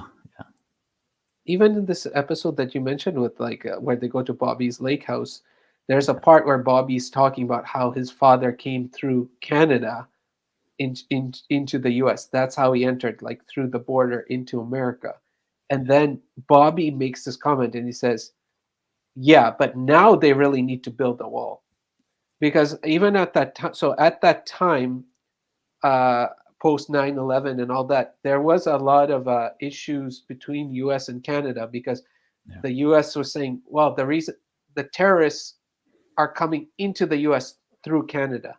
And it's through Canada's lax security, they're getting into Canada, and then through Canada, they're entering the US. So this comment is so loaded because it's like, my father came in that way. And on top of that, he also mentions that his father couldn't come directly through Ellis Island because he had some kind of political issues with the government. So clearly, he was some kind of radical and political, maybe even extremists, that he couldn't come through Ellis Island and immigrate into the US. He had to sneak in through Canada. But now they really need to build a wall there to keep any further immigrants from coming in that way, which yeah, there are so many of this sprinkled all through the show, right? So this show deals with all those things like socioeconomic things, racial things, gender things, sexuality things.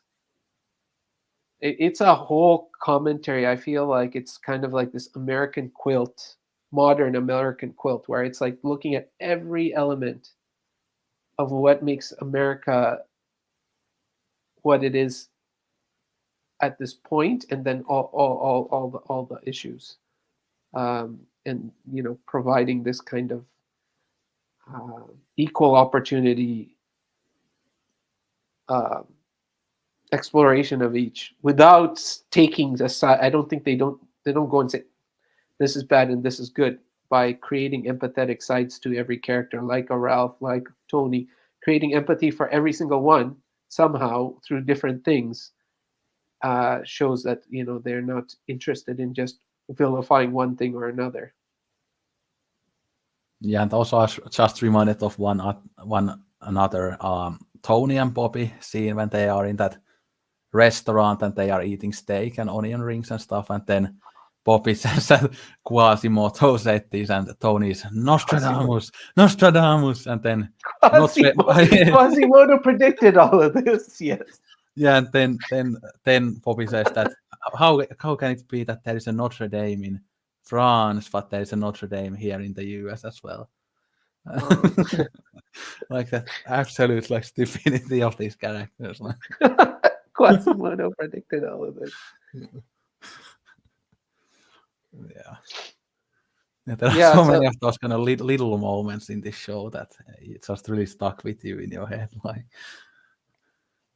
Well, yeah, and their attachment to their own mythology. So I always find it very interesting how much Tony just all he does is vent in his sessions. Like, he's totally dishonest, right? He's not giving full information, and then he's just venting all the time. Or sometimes he's talking about this family things, like Sheik and Melfi will be able to relate to him. So he's like, "It's my cousin, and so we were both Tony." So they would be like Tony Uncle Al, and if they wanted me, they'd be like Tony Uncle Johnny, and then she's just like, and he's just like, he's constantly repeating that. So she's like, yeah, we've been over this. What is what's the significance? Nah, I'm just saying, he was Tony Uncle Al and I was Tony Uncle Johnny. Yeah, I was thinking I was thinking of mentioning that too, but I didn't remember the quotes well enough to mention it. But I'm good that you mentioned that. Yeah. Or do you remember when she was at Kusamado's? She was at their house, and she could hear yelling and like grunting coming from the Sopranos' house. Yeah. She was like, right? And she was like, I heard this grunting, and he was just like, I don't know what you're talking about. And at the end of the episode, they see Tony trying to take his rage out on some weights. He's trying to bench press this weight. And it's really, and the episode when Tony goes golfing with the Cusamano and the other like rich people, and then obviously they don't accept Tony because he doesn't reveal his mobster life. But then when Tony gets revenge with Cusamano when he takes the box, and yeah, can you hold on this for me, like for a month? Oh man. Oh man, right? When they were just like, tell us, is it like The Godfather? Yeah. Is it really like that? Yeah, I don't know what you're talking about. Yeah. Did you ever meet this person? I cannot remember what was the name of that mobster, because they asked like, did you ever meet this? It's something about a pen, right? I don't remember that exactly. It was about Gotti, right? He's like, I only met Gotti once. Just to put him on, he's like, yeah, I only met John Gotti once. And they were like, what? Yeah. But then they are really disappointed in the end because nothing really happens. Yeah, but one... Can't hold on to this package for me. Yeah. And I'll come back later to get it from you. But another funny golfing scene is when Tony is singing to Junior in the first season, when Junior... When he finds out that Junior has gone down with that like that lady that again. Oh yeah. Under the Sea, right? Was it Under the Sea? What is he? Yeah, I think it was that. Yeah, and then obviously Carmela makes a joke about it. That's not what she said, or that's not what I heard, or something like that. Yeah. Oh man, I do love Junior. I'm not gonna lie. He is Putsimalanka, like when he shoots Tony. Like. He's just a character. Like, he's such a unique character, Junior. Yeah. And again, I kind of like in the beginning of the 6th season when we see the Tony's kind of alternative reality when he's in coma, like that stuff actually I don't really like that much. I mean, it was fun in the first time I watched the show, but now when I have watched the show so Kevinfinity. many times, yeah, that kind of gets Kevinfinity. boring. Yeah, that gets boring when you Yeah. have watched it Same. many times. Yeah, Same. I never liked it even the first time. yeah, I had trouble with that. Yeah, I agree with you. I but think this time watching it, I found a little bit more to think about. yeah, But yeah, it's just one of those things where you're like, okay, I want to see what's going on there. It's so outside their world with the whole Kevinfinity and I'm a yeah, salesman. But it's, do you remember in the beginning of the show where he says, I could have been a salesman? yeah, He's like, he says to Melfi, he's like, I could have sold, what was it? My wife always remembers what it is that he said he could sell. Dishwashers or something. I can't remember what yeah, it is. He's like, I could have been a salesman. And if you notice in that dream, he's a salesman. yeah. So it's like this wish, alternate reality wish of what his life could have been, sort of thing. But Kevinfinity. I'm Kevinfinity. I don't know why you think I'm that guy. I'm not Kevinfinity. But I think those episodes are worth watching because lots of the stuff that is happening in the real world in the hospital is so good. Like when Oh, Paulie and Vito are talking about how we don't want to pay this money to Carmela, and then Carmela sees them in the elevator when they are looking like this, like yeah, when they had to give the money to Carmela. and Polly's fear of any illness or death. So that's where I see the narcissism, this fear of Yeah, any illness or death. So when he goes into the room with like Tony, he just gets so freaked out yeah. and he can't He looks handle it. horrible. Poison ivy. Yeah, and it echoes your favorite thing where you were talking about where he goes and visits Chris, Yeah, and Chris tells him he's been to this other place. And this is a medium. We were talking about it last time. We didn't record that part. yeah, And you were sharing your thoughts on that part, which was really interesting what you were sharing about that. yeah. Yeah, it's purgatory, not hell. Yeah, yeah. Yeah, So his fun. superstition, Yeah, Polly's superstition is just fantastic. yeah. I He's was there. always afraid of catching a bad vibe somewhere. And then that, even the whole thing where he starts freaking out is when his his mother says, "Oh, you cursed out a nun, right? You said some bad things about a nun, Polly." And then he starts freaking out. Oh, there's gonna be this. So he does the crazy psychotic things, Yeah, which is also very interesting in the beginning of the show when Jackie passes away. And then someone says to Tony, and he's like, "Oh, like Jackie thought Polly is a psychopath." yeah. But I think one thing about, again, you mentioned the police mother. I really like the stuff in the retirement community where we see the petty fights between the old people. Oh They're yeah, like, you shouldn't sit on our table, or yeah, when yeah. the other girls take her like the bread from the table in the restaurant, and yeah, I'm gonna take these. These don't belong to Marianucci or whatever. Yeah.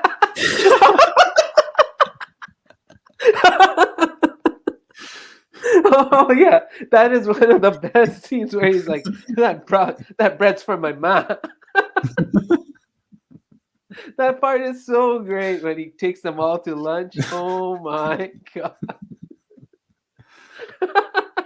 And then he goes to kill one of the I old think that bread ladies. belongs to my mom. Yeah. But he goes to kill one of the old ladies in the Oh ladies' man. apartment, and then the ladies just shouting, "Help! He's gonna rape me," or something. Yeah, Dude, when he does that, like where he's like, oh, he went, he hears about the money and he just does that so he can kick up to Tony and impress him. yeah, And he robs that old lady. It's like, yeah, that shows that Polly will do anything, right? He robs an old lady. He kills that Russian just because, because of his universal remote. What the hell is that? You don't know, Polly? This is a universal remote controller. Chris says that, and he's like, let and me then have a he's look at like, that. where are you? Help me! When the Russian guy is on him, and then Chris comes from the back, and yeah. Oh man, Janice is Russian. Oh, and what about when Tony gets rejected by the cousin?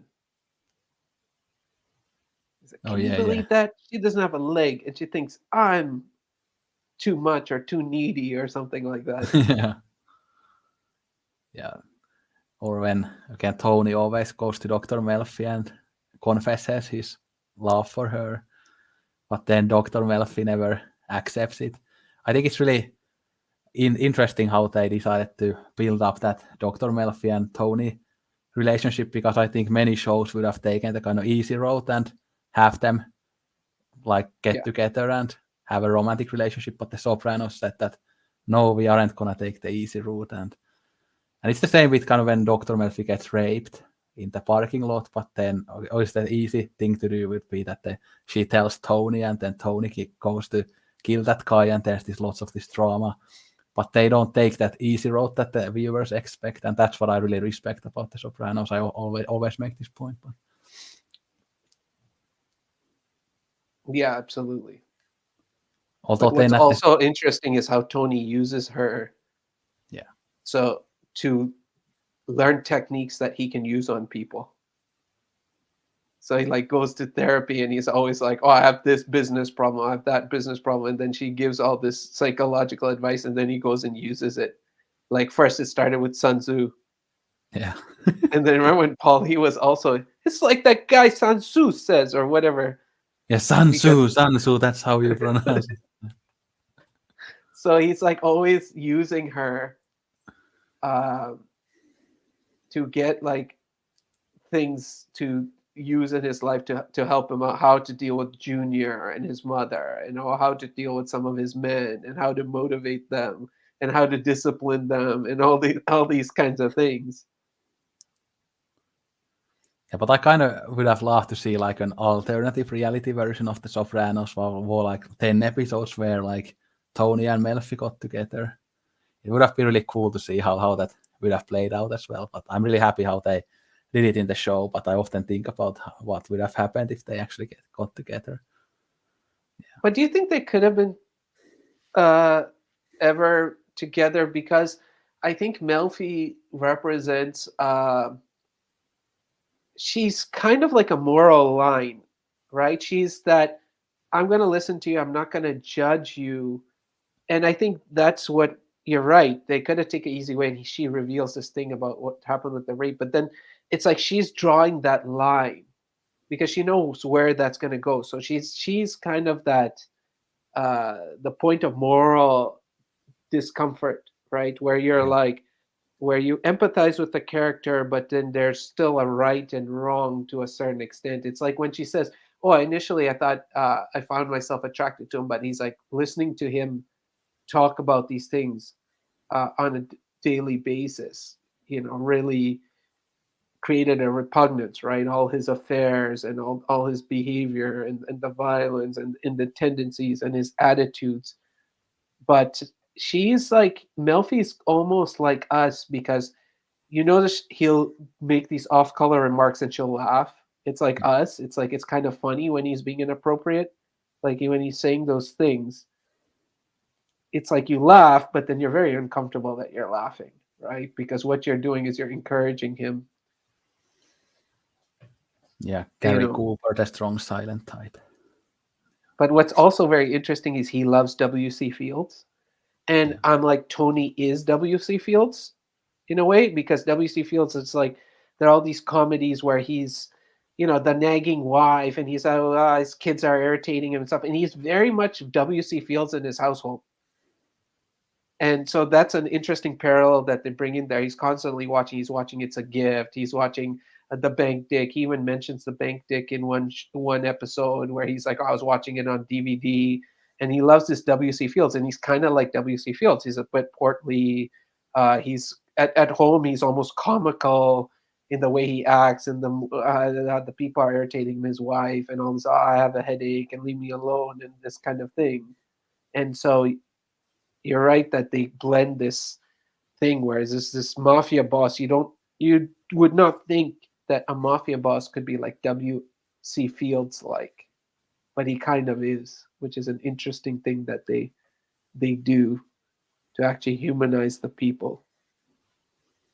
Yeah, and it's very interesting what you said that would Dr. Melfi and Tony actually be together or get together, but again, Dr. Melfi obviously doesn't have that quality of that self-destructiveness as the Russian girl has or Gloria has, so Tony is really attracted to the Livia, like a woman who are just these sad and depressing people, so obviously he wouldn't have that in Dr. Melfi, so it's Dr. Melfi in the end, even though Tony is completely in love with her, like she doesn't have the typical qualities that Tony usually really loves in women. Yeah, yet he also is seeking a woman who can dominate him. So one thing that's very interesting is that if you watch the sex scenes involving Tony, Yeah. when he's with Carmela, he's always on top. And when he's with these mistresses, they're always on top. Yeah.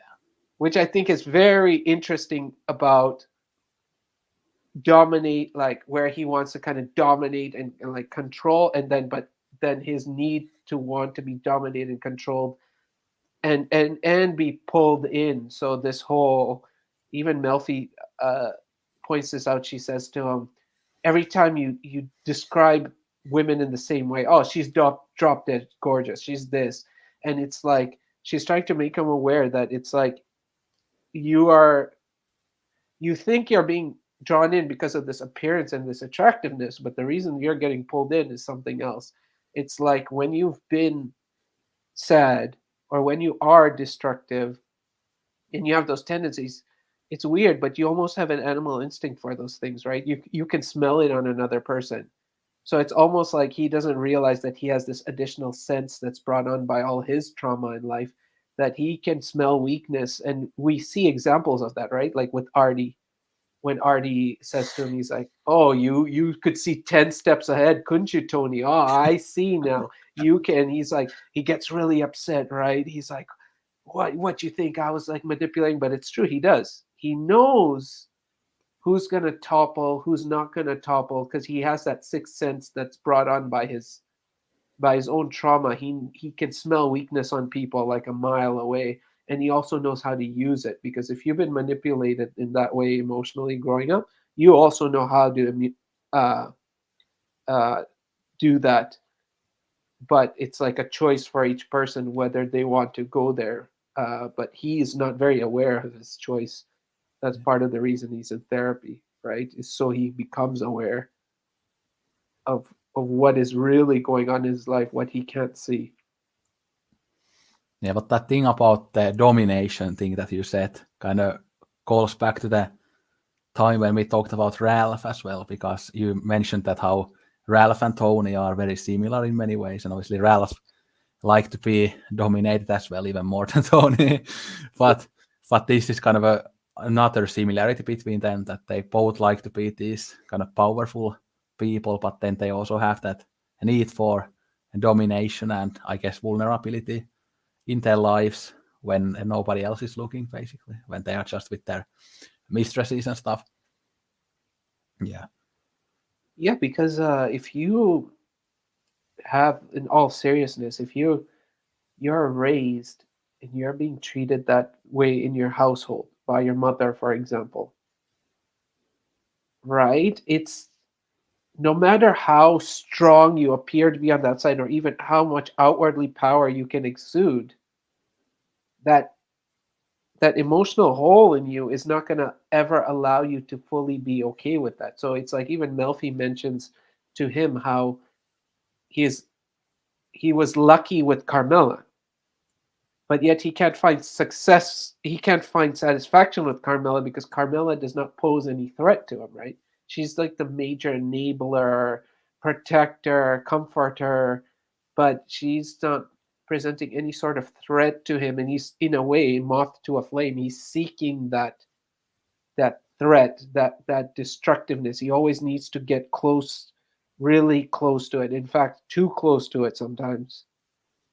and he needs to be in that point of annihilation almost, which makes sense. And then it's like Ralphie is kind of like you said, mirror image, and then Chris is kind of like him, but not like him exactly.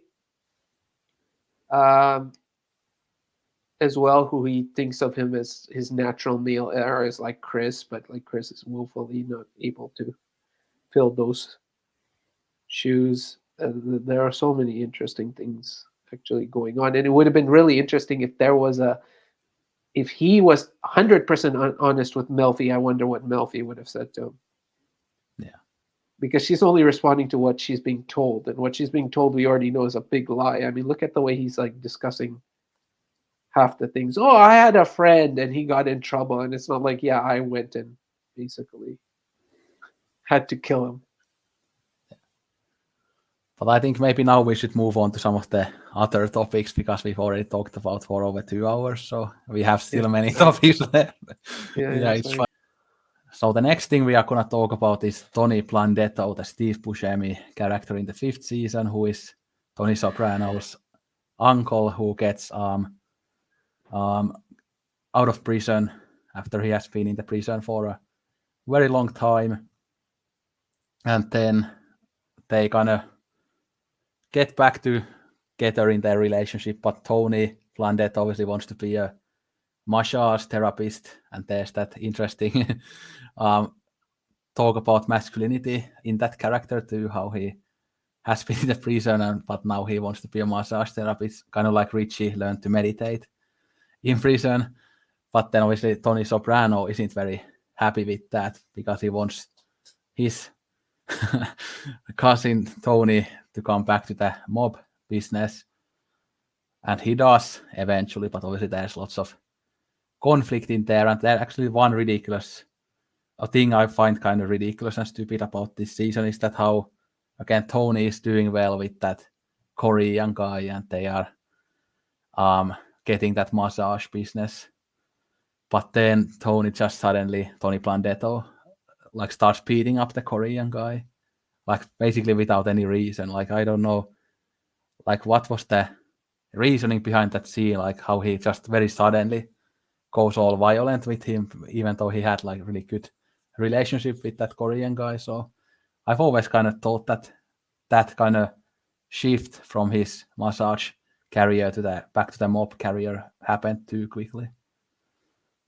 Yeah, I think that's actually a very tragic arc, and one I could really connect with, and actually makes me quite sad, because it represents this, you're trying to do something different. So, but there's a dissonance that comes with doing something different in what you are expected to do, or what you thought you were going to do. So he comes out and he has a very clear vision. I want to do this. I don't want to get back involved in this. And it's like what Sil in the beginning, he always talks about the Godfather, right? And he's like, every time I'm out, they pull me back in. And that's the thing. It's like this, almost like this is like a black hole. Like the gravitational force is too high for you to fully escape, right? It takes a lot to escape from that. And it's not always the external factors. It's not always, okay, Tony's manipulating or someone's bringing you in, but it's yourself too. It's your own psychological dissonance. So I think the Blundetto is a very difficult character to get, because it's much more subtle than what we see with the Richie, and especially what we see with the Ralphie. But here's a character who wants to do better, who can do better, who people believe in him that he can do better with that Korean guy. There are people who see his potential, and then he regresses himself. And I can be honest here, is that when I actually returned, okay, after high school, and I took time off, and then because I wasn't a great student, and when I entered the university eventually through going through community college, after 2 years, I dropped out for a period of time, and it was for that reason. There's this dissonance. You lose belief in yourself, and you actually need someone at that point to reaffirm you and say, no, keep going.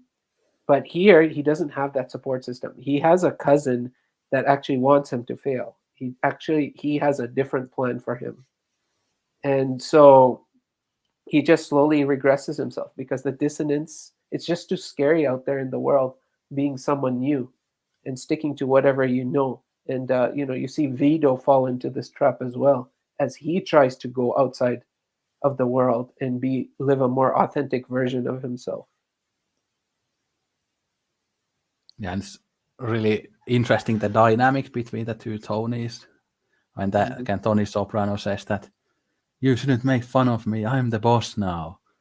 Again, you cannot make fun of me, and then he has Oh, this. you're fat. You're fat. You with the you're fat stuff. You can't do that. I'm the boss. Yeah, Out and it's here you fun. can do that. And when they are in the bar with Chris and the two Oh, Tonys, and they make fun of each other, and then we see Chris crying his eyes out in the same episode in the end because he feels so hurt about the comments. you have cousins? Do you have cousins? Me, no, Yeah. no, I don't. Okay. Do you have siblings? No, I don't. I'm the only child. Yeah. Okay, that's interesting. So some of that is like, so that's exactly how it is. So like I've been you can be the cousin you get picked on, and there's all this tribalism thing, right? The mini groups and statuses within groups. So the two age group cousins, they're the cool cousins, and you're the young, you're the not cool cousin, and you can't escape it. Like you, even at that age, and that's a reality. As it gets older, it's like as soon as Tony Uncle Al is around Tony Uncle Johnny, the dynamics change, and then Chris has this lifelong resentment because Tony changes too. So as soon as Tony Uncle Johnny's with Tony Uncle Al, he changes how he treats Chris. And so there's this weird dynamic, and it happens in like families with cousins and siblings constantly because it's like people change depending on who they're around. And so these two are like totally different. So it's like if he has them separate, he can connect with either cousin. But if you bring them together, the whole status kicks in, and we're the cool ones, and you're the dorky young one, and we make fun of you. Um, and another related thing is that Blundetto could actually relate more with Chris because Chris similarly is trying to journey outside the world by trying to deal with his addiction. Whereas in that group, all of a sudden, it's this lack of sympathy for him. It's like, oh, well, you're ruining the party. In one way, I want you in rehab. I don't want you an addict. I want you sharp. But at the other time, well, you're no fun. Yeah. You need to relax a bit. And it's weird how much more empathy they could all have for each other because they are like Tony could have empathy for Ralph, Blundetto could have empathy for Chris, all number of things, and yet they fail in having empathy for each other when they had so much opportunity and reasons to have empathy with one another. What's that one joke that they make about like Tony having like veins filled of gabagool or whatever? Yeah, Like, yeah, he goes. They say, oh, your blood is 90% water. Well, they tested his blood, and it was like 90% Zeppela or something like that. And yeah, then he says that about Ginny's sack after, and then Chris is like, just so you know, Tone, that's a joke he made about you before. yeah. It was you in the joke before. That's very painful to watch. If you have cousins and you've been picked on and stuff, there's so many of that parts of that show that are actually painful to watch Yeah. because if you have trauma or experiences in those areas, to see someone experiencing that can be quite it can be quite triggering. So that's my previous experiences with the show was that it triggered me a lot. And now it's like I have a different experience with it. But before I would get very emotionally wrapped up in things, it would pull me in. Every time I thought I was out, it would pull me back in. And some trauma. It's so honest that someone can have that experience. It should come with a trigger warning. Yeah. Because certain kinds of trauma you will see it like a mirror. Like it's like, oh my god, I know what that's like. And that episode when Chris thinks that Adriana and Tony are like Oh, romantically involved, and then you were sucking his cock, like when he's shouting that, and then Tony Blundetto saves the day when they go to the doctor. In the end, that oh yeah, the yeah. seatbelt was on, so she couldn't have done that or whatever. So that kind of is very interesting episode in their dynamic, and the kind of the scene when Tony almost kills Chris when they take him to the kind of field. It kind of brings me back to Casino. Doesn't Casino have that kind of Martin Scorsese's Casino when Joe Pesci's character is killed? Like it's very similar, like the area and the environment. Yeah. And that's a very interesting thing that you also bring up, Tony Blundetto or Tony Uncle Al, is that they're both named Tony. Yeah. And he shows in that part his potential as the rational person because he's now outside of the world. He has education, right? He's been, he studied some medicine through his massage therapy practice, and he had that idea, let's go confirm with the doctor. And in one way, he is Tony Soprano's alternate reality, because he by him not going to prison, it's like, if by Tony not going to prison, he got this life and these advantages. But at the same time, by going to prison, he there is a opportunity to do something outside of this world. And it's a very much, if you look at it, these kinds of dualities can really explore two potential realities that could have been. And so him slowly wishing Blundetto to regress back, or even manipulate him softly into back to the world, is also him limiting an alternate reality. Because imagine that the dissonance he was having because he was seeing Tony succeed at this massage therapy thing. It's almost like I could have been someone else too. Yeah. And then obviously he shows that kind of rationality also in the moment when like feeds Lamana goes to like feed off that kind of gardener character. Obviously Tony Blundetto is the one who pulls him out of it, and then there's this kind of funny sequences through that whole episode with Paulie and Feeds Lamana, how they are fighting each other. And yeah, I want this character to be the gardener here because he's always cut the trees for my mother's friend or whatever, or my aunt. And exactly. yeah, those scenes are also really brutal and cruel, but kind of funny at the same time. Yeah, and I think that's why Blundetto is a very interesting choice, because you start this, you get Richie, right? And you're like, okay, where can it go from there? If you're watching it live, you're like, where can it go from there? And then you get the epic Ralphie, like the unforgettable epic Ralphie, and then it almost seems anticlimactic with Blundetto, because one, it's Buscemi, who's really good at playing off the wall, offbeat characters that are just magnetic in their like craziness. But he plays a straight role. He's very like, and it's like this, almost like he is the opposite of chaos. He's almost you're like you're saying, it makes me think, yeah, he's kind of restoring order. He's trying to be like, let's be rational. He's the one who's kind of could show them the way out, and then he himself in the process gets himself stuck, because all of them make the mistake of trying to change their life within the same environment, which anyone in any kind of addiction therapy or whatnot, you're advised you can't go back to the same environment, because the same triggers can cause a devolution.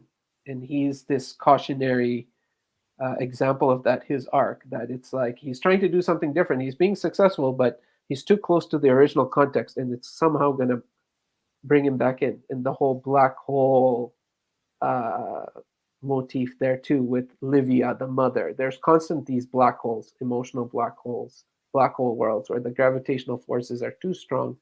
You can't be anywhere near it. You need to get really far away. And that's probably what's also disturbs Carmela about a meadow moving away. Why is that a fear? You're really moving very far outside the world. You'll never want to come back. And one thing about also the Blundetto character is when they have that like barbecue party for Caramella's father, and then Tony Blundetto is talking with Meadow about the prison system, and they talk about how it's all about punishing but not rehabilitation. Mm-hmm. So you can kind of see how he like understands all the flaws in that world and in that system, but he just cannot kind of bring that understanding to the practice and kind of become a better person. But he falls to that trap and goes back to the violence and the mob life, even though he knows all the problems and he has this kind of rational understanding of the world and everything, but he just cannot escape his kind of psychology, I guess. Yeah. Absolutely. And like Richie, for example, is a guy who does things in prison to rehabilitate, okay, some meditation and stuff like that, but he's not successfully rehabilitated. And then Blundetto, yeah, exactly. And Blundetto is this, he does get rehabilitated, right? That's in some ways it's a success, which is weird because he's talking about how the system doesn't do that, but he luckily is the one that actually does get rehabilitated and then regresses. And speaking of this gun thing, have you noticed? Of course, you've noticed. What is the fact that these men with, I don't want to be disrespectful in using the word deviant, but I can't think of a better word, but let's say deviant sexual practices or different sexual practices, and them being attracted to Janice, and Janice always being a willing partner to act out the different things that these men are expecting from her. Isn't that, I found that really interesting, right? Between Richie and Ralph, and it's both Janice, and Janice is always willing partner, willing to explore those things with them. And I remember when like the one conversation between Dr. Melfi and Tony, like they talk about how it's perfectly natural for a young guy to have affection for his sister and stuff. Yeah. So maybe Tony would have wanted to be with Janice too. Yeah, because he's kind of similar. He was so similar to Ralph and these many characters in many ways. Yeah. Well, yeah, and that's why he's so curious about Ralph, right? Like, and we see that whole episode with that girlfriend. Like, he's so curious about Ralph. He's almost like, am I like Ralph, or how am I not like Ralph? And right, and he's not like he hasn't been affected to that extent the way Ralph has, and based on his practices. But yeah, that's why he's so curious. I mean, his level of curiosity about Ralph's sexuality, and then of course he's like, oh, he dated my sister, so now he's dating my sister, so let me get more information. Yeah. But lots of this talk about Tony Blundetto and these things kind of relate to some of my thoughts about Vito in the 6th season, so we could get into that. Yeah, because you also talk about that kind of how it could have been good to have a trigger warning and how this show can bring up lots of trauma. So it's for me kind of the same with the Vito storyline. Although it's I said to you this before, but my relationship with the Vito story is very weird in a way that I can laugh at certain parts of it, but then some of it also brings lots of trauma because obviously Vito, as everybody finds that he's gay, and he knows that all of the people in his life are homophobic. It's kind of same like with me in my life, because my family is very homophobic. So that kind of part is the part that brings lots of trauma in my mind when I watch that. But then I can still like laugh at the scenes, for example, when they bring Meadows' boyfriend Finn to that pada being, and then they laugh about that stuff, and how Paulie is so hurt that Vito is gay. Like, whoa, how can it be true that he's like this? And I didn't know that this is what they meant by greasing the union and whatever that comment is. Like, it's kind of funny, but at the same time it's so brutal how they just completely forsake him and want him dead just because he's gay. Like, like it's really horrible. But then the thing here is also that again Vito, we know that he's a complete sociopath as well, so it's hard because we kind of don't feel sorry for him because he's such an awful person, but then at the same time we do feel sorry for him because he's getting killed for the wrong thing. Again, he kind of deserves to die in some ways, but he doesn't deserve to die for the thing that he dies for. And of course, when he gets killed by Phil Leotardo and the other characters, the fun part about that is when Phil comes out of the closet. When they show that Yeah. Phil is in the closet, and they kind of make it Yeah, seem that's that right. Phil was gay too, and they like he Yeah. watches those like male dancers in the TV and turn that off, turn that off. Like The Phil has that, bodybuilders, yeah, yeah. yeah, he has that internalized homophobia as well because he probably was gay as well. At least they kind of hint that in the show, but yeah, the Vito part is very hard to watch, but I'm glad that I can also laugh at it, and it's a very well written, I think, storyline. It's nice to see like Vito getting a bit of that happiness with that Johnny Cakes character, whatever he's called, and he says like many like powerful things like when you have lived in a lie so long, it's hard to know who are the friends and enemies or something like that. So Mhm. it's very very true. But I think it was again overall a really good exploration of this topic and one of the highlights of the sixth season for me, definitely. Yeah, I mean, like I said, I was watching that some of those things as they were coming out, and I remember when that arc started, and I really appreciated that this was being explored as part of the show. Um, and so I was very much interested in hearing your thoughts on that because it's very sad and it's very tragic, and you're right, like that whole how they just turn on him, like these people are his friends and no, you're nothing to us. But more than that, how scary it is that it wasn't just that you're in exile, we don't care about you anymore, but it's that we want to harm you now, we must rid you, we must take your life because your mere existence is so uh, repugnant to us. And that's why also I want to bring back that I used that word before because I couldn't think of an appropriate word in saying deviant. And I want to just again apologize. I don't mean to use that word because that word is so loaded and it's constantly used as to describe certain things as, oh, that's a deviant. And I took in uni a human sexuality course and stuff like that, and so it's like that's not an appropriate way to even label it. But I think the show is trying to explore how people think of these things as Yeah, a form of deviance, where it's no, it's much. First of all, it's much more complicated, and grouping it all together is not the same thing. And they also throw in this whole dichotomy that they create, of catching versus pitching stuff, and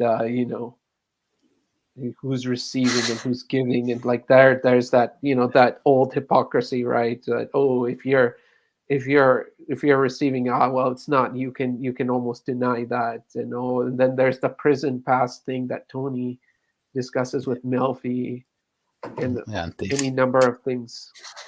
Yeah, exactly. yeah, I mean, exactly. And yeah, and Richie is like weird, not weird, but he's outside of that because it's right. That's actual, just absolute, um, what do you say, misogyny, right? That's yeah, the ultimate right? Like he's coming, he says he's super misogynistic, right? Go bring me my dinner, shut up and bring me my dinner, kind of thing. But from Ralphie, okay, even Vito and all this stuff, we are now, and Vito is a whole thing. You can't group it this, and this is a whole different exploration. But just it's tragic. It always makes you sad. And yeah, I hear what you're saying about Vito.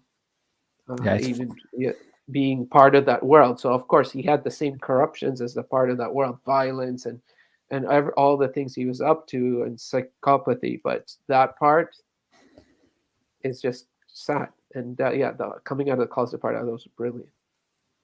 yeah. When Yeah, Phil is coming out of the closet, that part is like, I was like, that's so brilliant, right? You have him hiding in the closet. yeah. But then the fact that he's so driven, right? And Tony is like, why are like he's my guy? Like, why are you like so? It's the honor. It's this, and then you finally see the homeworld, and it's his wife in his ear constantly, right?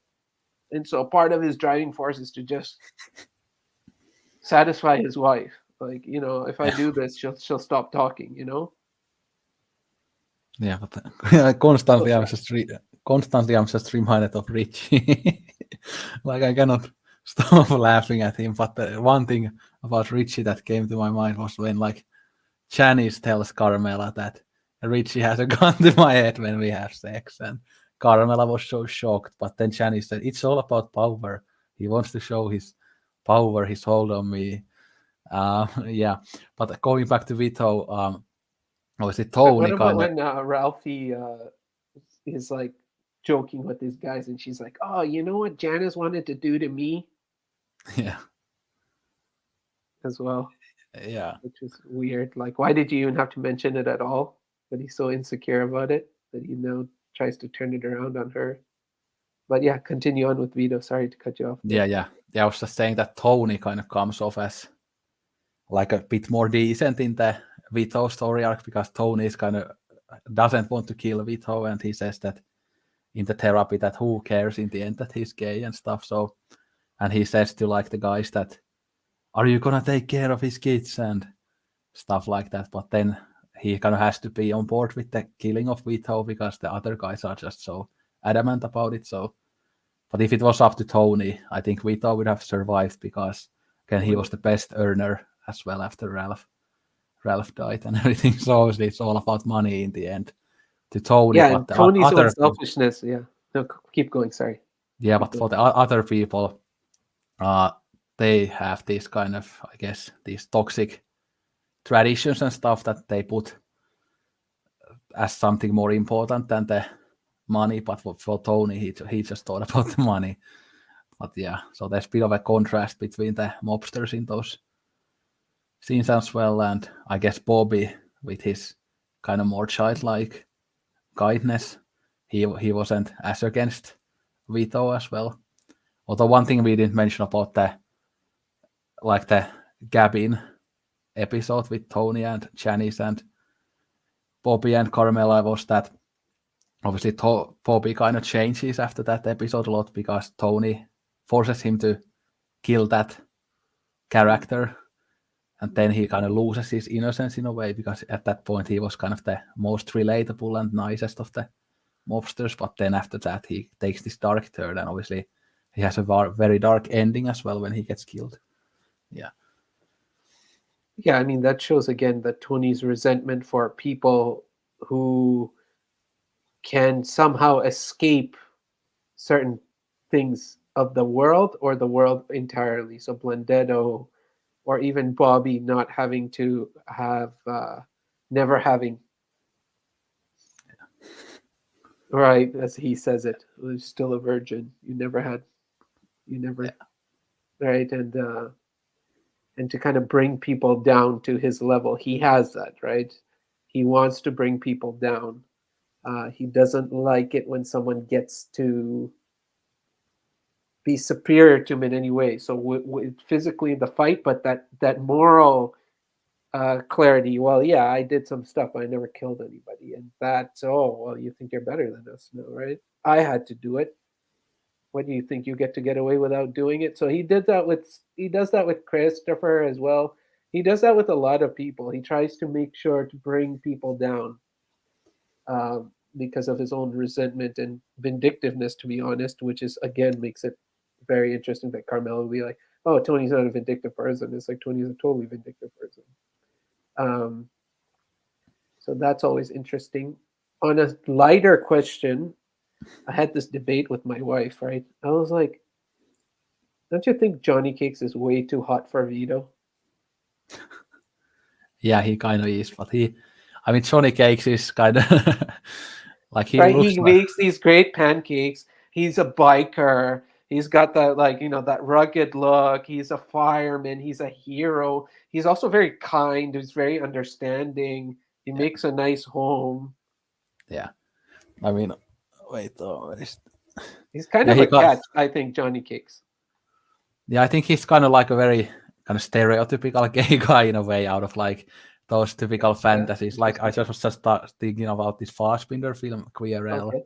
Yeah. Like Johnny I Cakes haven't would have seen it yet. fit, yeah, Johnny Cakes would have fit this film really well, because this is about all about those types of fantasies about bikers and sailors and stuff. So he would have fit this really well, cooking those great pancakes and driving that nice motorcycle. And obviously he's a really good guy as well. Like he does that voluntary work with the fireman stuff, and seems like pretty much like a perfect person. But then Vito is this awful sociopath and not a very good looking guy either. So yeah, it's weird how the Johnny Cakes character is way hotter than him, I guess. Yeah.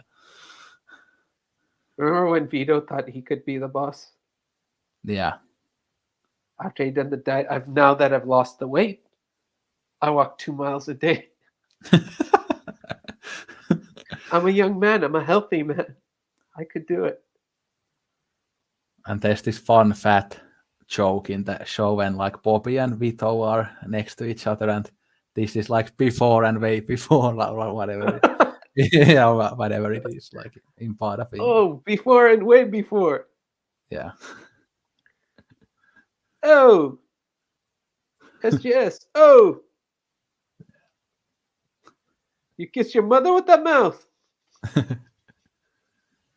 No, well, that scene when like AJ and Tony go to the housing projects, like the awful houses, and that's a crack whore. Yeah, that part, like, yeah.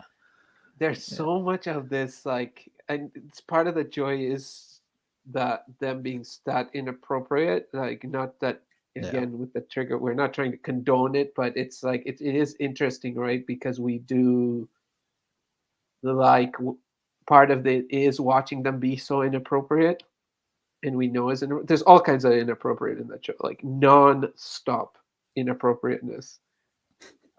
Right? And if you remember when Sil was like complaining about his daughter, Yeah. and he's like, my daughter's a feminist now. Yeah. So she keeps on getting on and on about me having this place, which is Bada Bing, the strip club. And he's like, some of these girls are pulling in I don't know how many G's a week. But does that impress the Principessa? No. So it's like this anti-feminist argument there, like, yeah, but they're doing that, but they're making money, so what's the problem? Yeah, we haven't talked about Silvio that much, but I think he's such a fun character. I mean, my favorite quote of his is when he goes to Tony and he's like, frankly, Tony, you got a problem with authority. You know, we all have the 7 deadly sins in us, and yours, my friend, is pride. Well, he's not wrong. He's not wrong. He knows. I said to my wife, I was like, he's actually a better therapist to Tony than him, because he knows Tony better than Melfi. Yeah. Because he has unrestricted access, while Melfi has restricted access. So Silvio understands like Tony quite well, and he's like, I've been your consigliere for 10 years. But he is wrong to say that Tony's deadly sin is pride, because that's not his only deadly sin. I mean, gluttony is definitely there. Greed is definitely there. Lust is definitely there. Yeah, and he wants to be the boss as well when Tony's in the hospital, and his wife is saying that you would make a great boss, and he has the asthma thing in that episode. Exactly. Yeah. And now I don't know why I got reminded of this, like when they go to Italy. Commendatori. Because Silvio doesn't go. He's the one who doesn't go. Yeah. Right? Or no, he goes. Does he go? Who doesn't go? Oh I no, don't Pussy Mancero doesn't go. Yeah. Does Silvio go either? I don't know. No, Silvio doesn't go, right? Paulie goes, Tony Christopher goes, Christopher Christopher goes. goes. Yeah, Silvio doesn't go. And then Paulie talks about I want some tomato sauce. Like eating like in a fancy Italian restaurant, but he just thinks that all Italian food is like spaghetti bolognese or something. Yeah, exactly. Yeah. Where's the gravy? And they're like, gravy? Yeah. You know, the tomato, the gravy. Because he can't eat that squid ink pasta and all this stuff. And he's trying to, yeah, but Silvio is a super interesting character, and that I love that when he gets the asthma attacks and stuff Yeah. because from being boss. And there's another lady. There are always these Lady Macbeth moments, right? You have Janice and Richie, then you have Silvio and his wife. There's all these Lady Macbeth moments. Well, you know, if the king died, you would be the king. You know, and Yeah. then Vito is one of them who was also trying to be the boss at that time. He thought he could be the boss, and that whole court system. But yeah, Silvio would turn, and the guys would come to him for advice, and his wife was like, "Yeah, because they respect you, Silvio," and his whole demeanor would change. Yeah. He'd be like, "I can solve these guys' problems," you know. And Silvio is the one who's the most obsessed about Christopher Columbus. Like he gets so angry when they are driving in the car at the end of the episode, like a personal attack to him. Like when somebody criticizes Christopher Columbus, we Italians have suffered so much.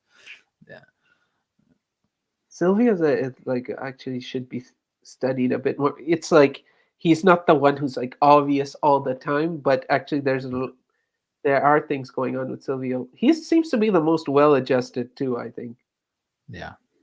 to a certain extent.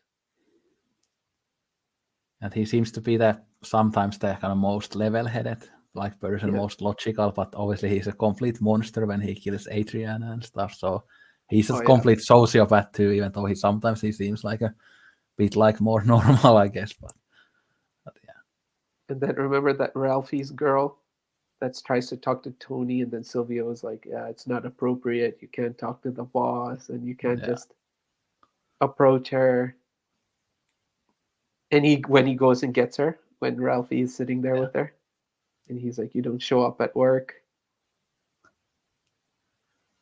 Then I guess, like if we go back to the boss thing, like Paul is the one who doesn't want to be a boss because he has those superstitions in the end of the Sopranos that, oh, I cannot be your right hand again. I don't want that responsibility because all of them die and yeah, stuff. So Paul is kind of the only one who doesn't have the greed or lust for power as much as the other people. He just wants money.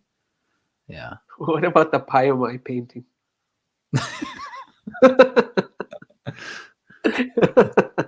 Make this like Napoleon, Tony a goes great to his general. house, and he's like, "What the hell is that? Why do you have that? It's a great work of art, T. It's a great work of art." What's with "I that? look like an idiot. Why you paint me like that? I look like no. You look like a general. Yeah. You Great like a general, constraint like leaders, Napoleon. Yeah. like Napoleon." Commendatore, commendatore, commendatore. Yeah. Oh, the respect, commendatore. And those guys are like, "Who's this wanker?" You gave him a jacket. You painted a jacket. Like if Richie was there, like. I'm trying to think of any Polly and Richie moments. I mean, there aren't that. Oh, there was one clip that I watched where they are arguing about something like, like in a table in the Bada Bing, I think. Yeah. Who I did can't Richie remember have a one. problem with? I mean, Richie had a problem with Christopher, big time. Remember, he's like, Yeah. "He's the only guy who can smoke in the rain without an umbrella. That nose is like a canopy." yeah. The nose thing was something that I was thinking about too. Like, So he had a and problem, and he's like, remember, he says to those two dudes, and he's like, "If there's anything you can do for me, let me know." Instead of being like, "If there's anything I can do for you, if there's anything you can do for me, let me know." there's the guy who has the problem with like like gambling and poker, and then Oh Richie yeah. obviously loans him the money. He's the first one to loan him money, and then Tony gives him more. But then Richie is like, I want to go beat him up. I need the money first. But then Tony puts him in his place that I get the money first, and then you get your money later, Richie.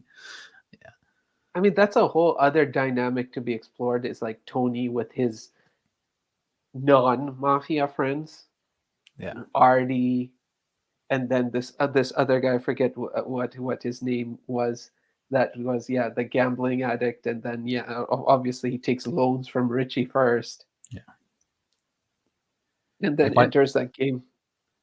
yeah, I'm glad you mentioned Artie again because I really wanted to talk about Artie because some of my favorite moments are with Artie, like when there's the French character with the Almaniac, like Oh, qu'est-ce que c'est, message machine broken or whatever.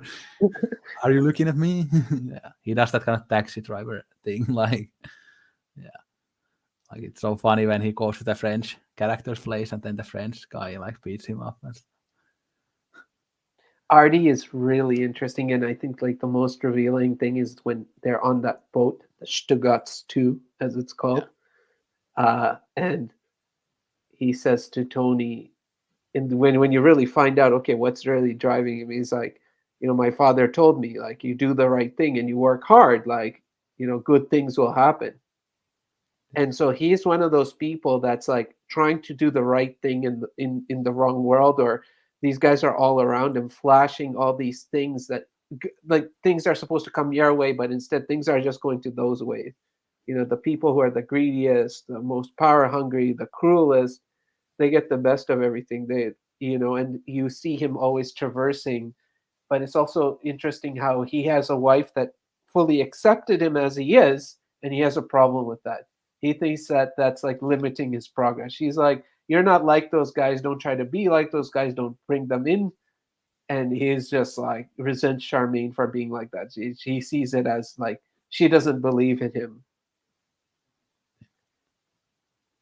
and it's really funny with Artie how pathetic he sometimes Oh yeah. gets. Like again, it's funny that episode when he fights Benny and he beats up Benny in front of his house, but then in the end, like Benny kind of puts his hand into the Oh, like the kitchen thing, yeah, yeah, like that.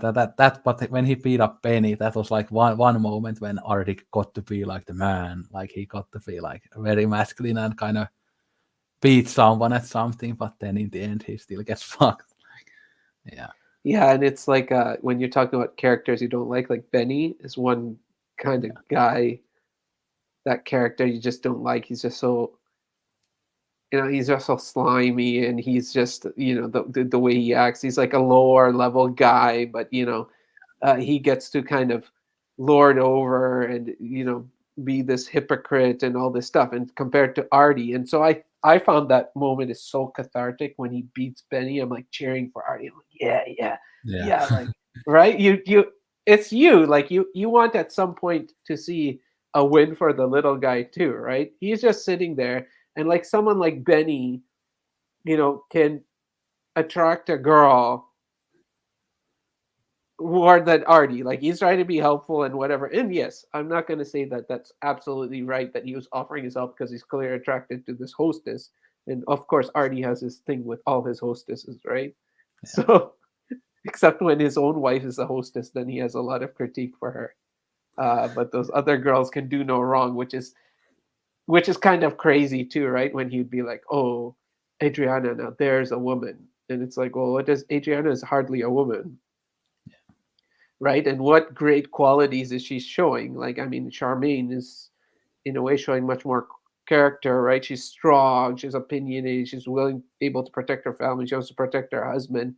She stands on, she has similar values. She wants to be on the side of good and right and propriety. Um, Charmaine, Tony, Tony Peaches, this is for you. Charmaine, I just remembered since we were talking about Charmaine and how Yeah. she rejected Tony, and that Carmela didn't like that when she says, "I didn't want Tony." It's really funny when Benny is with his wife and the other people in the table, and then Artie make some joke about him. I don't remember what the joke was, but it was so. No, he goes, can I get you a martina? Yeah, yeah, And he's like, it's like a martini, but it's from Albania.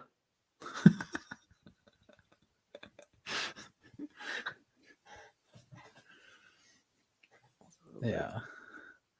But I think again, overall, like my favorite Artie moment is definitely the episode when he gets beat up by the French guy and like Tony comes to rescue him. And you did the quote earlier about like you plant this like 10 steps ahead or whatever that quote is. Like, oh, now I see.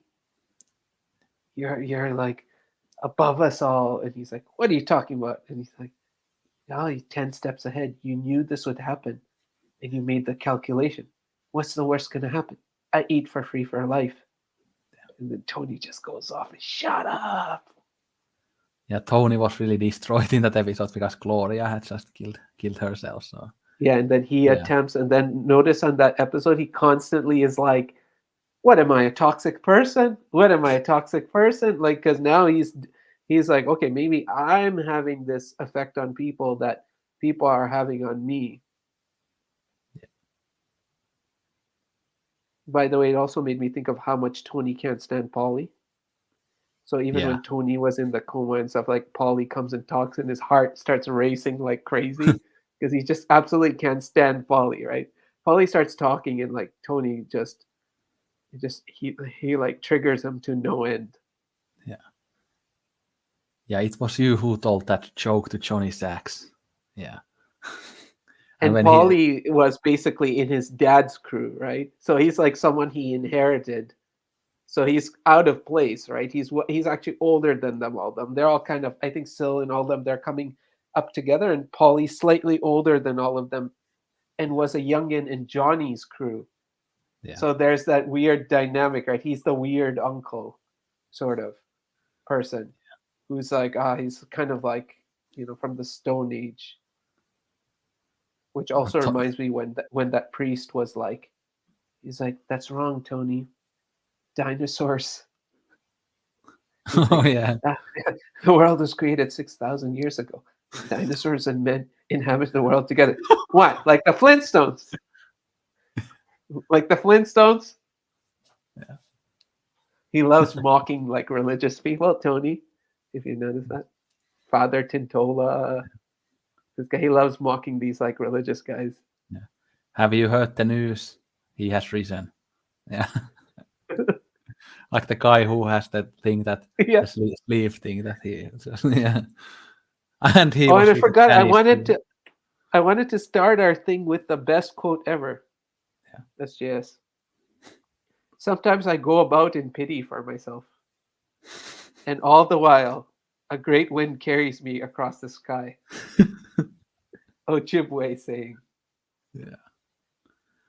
The great That's where Janice we should have quote. started. Yeah. That's where we should have started with that quote. Because Tony funny loves how, that quote. Go ahead. Yeah. And it's funny how Tony like is looking at some of the paintings always and he sees some like very depressing thing about the painting, even though it doesn't even say anything depressing to like a normal person. But yeah, it's kind of funny. Yeah, that's. And he always thinks he's figured it out. Like he's always like, I know the scam. He has a pride in figuring out the scam. Yeah. Oh, you're using this. This is how you make the money in therapy. Like he's always like thinks there's an angle to everything. Oh, that painting. Oh, very clever. Oh, it's meant to make you feel depressed. So that like I'm smarter than everyone. I see the angle when people don't see it, which connects again with Artie saying like, oh, you're 10 steps ahead. So in most places, he can see the angle. So he's trying to look for the angle. He is very cynical, right? Even in therapy, it's always like Melfi is trying to make all this money off of him. Yeah. And he's like, we're not getting anywhere. And he doesn't realize because he's not willing to go somewhere. So the therapy can't progress if he doesn't want to progress. Yeah. But he expects her to cure him. And it's like, what is she supposed to cure him of exactly? Yeah. And they just always go back to the same issues over and over again. Like, obviously, even like Dr. Melfi kind of gets bored of the therapy in the end. obviously, she has those great sessions with Peter Bogdanovich, like her own therapist. Like, I really love those scenes. And Peter Bogdanovich is just always just so curious about Tony. Like How's he's it going with Patient Soprano? How's it going yeah, with Patient Soprano? he has that kind of very small smirk every time they talk about it. I was in the parking lot and I saw this big Bluto. And he's talking about Tony, and she doesn't know he's talking about Tony, but the audience, we know he's talking about Tony. And he calls Tony a big Bluto. This big Bluto guy in the Columbia parking lot.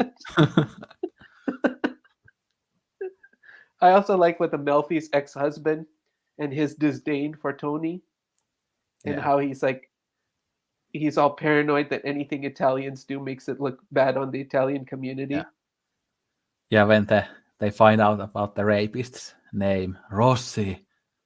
That's an Italian name. like that actually matters when your wife gets raped. Like fucking like the name of the rapist. Like it's just